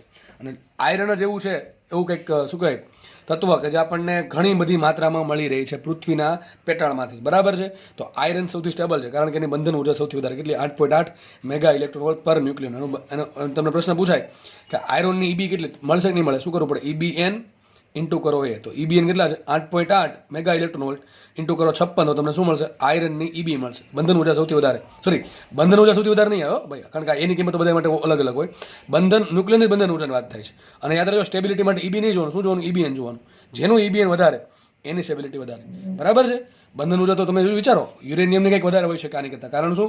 યુરેનિયમ માટે કંઈક EBની કિંમત ભલે ઓછી હોય પણ એની સામે એના જે એ છે એ કેટલા? 235, 234, 239, ઘણા વધારે હોય. એટલે આપણે જોવાનું શું છે? EBN જોવાનું. શું જોવાનું? EBN. આ તો તમને કદાચ આયરનની EB પૂછી નાખે તો આમ કરવાનું, EBN ગુણ્યા એ, બરાબર. તો આપણે અહીંયા રાખીએ. હવે અહીંયા જે મેં બીજા પેજમાં છે એ હું જે હમણાં બોલ્યો છું એ જ બધું લખેલું છે. કદાચ એવું બની શકે કે હું જેટલું બી બોલ્યો છું એમાં કદાચ ના હોય. તો તમને જે પણ વસ્તુ એવું લાગે કે લખવા લાયક છે તમારા માટે, તમારી રીતે, બરાબર છે, દરેક લોકોને અલગ અલગ પર્સપેક્ટિવ હોય એમાં. તમને જે લાગે કે લખવા લાયક છે, આમાં નથી લખેલું, એ તમારે લખી દેવું, બરાબર. એ તો તમને પહેલેથી કહેતો આવ્યો છું. તો હું જે ભણાવ્યું છે, જે હમણાં બોલ્યો છું એ જ વસ્તુ અહીંયા લખેલી છે, બરાબર. તો વ્યવસ્થિતાનું તમારે ચોપડામાં ઉતારવાનું રહેશે, લખવાનું રહેશે. ઓકે, ચાલો આપણે લેક્ચર અહીંયા રાખીએ. નેક્સ્ટ લેક્ચરમાં આપણે ફરી વખત મુલાકાત કરીશું. ધન્યવાદ. જય હિન્દ.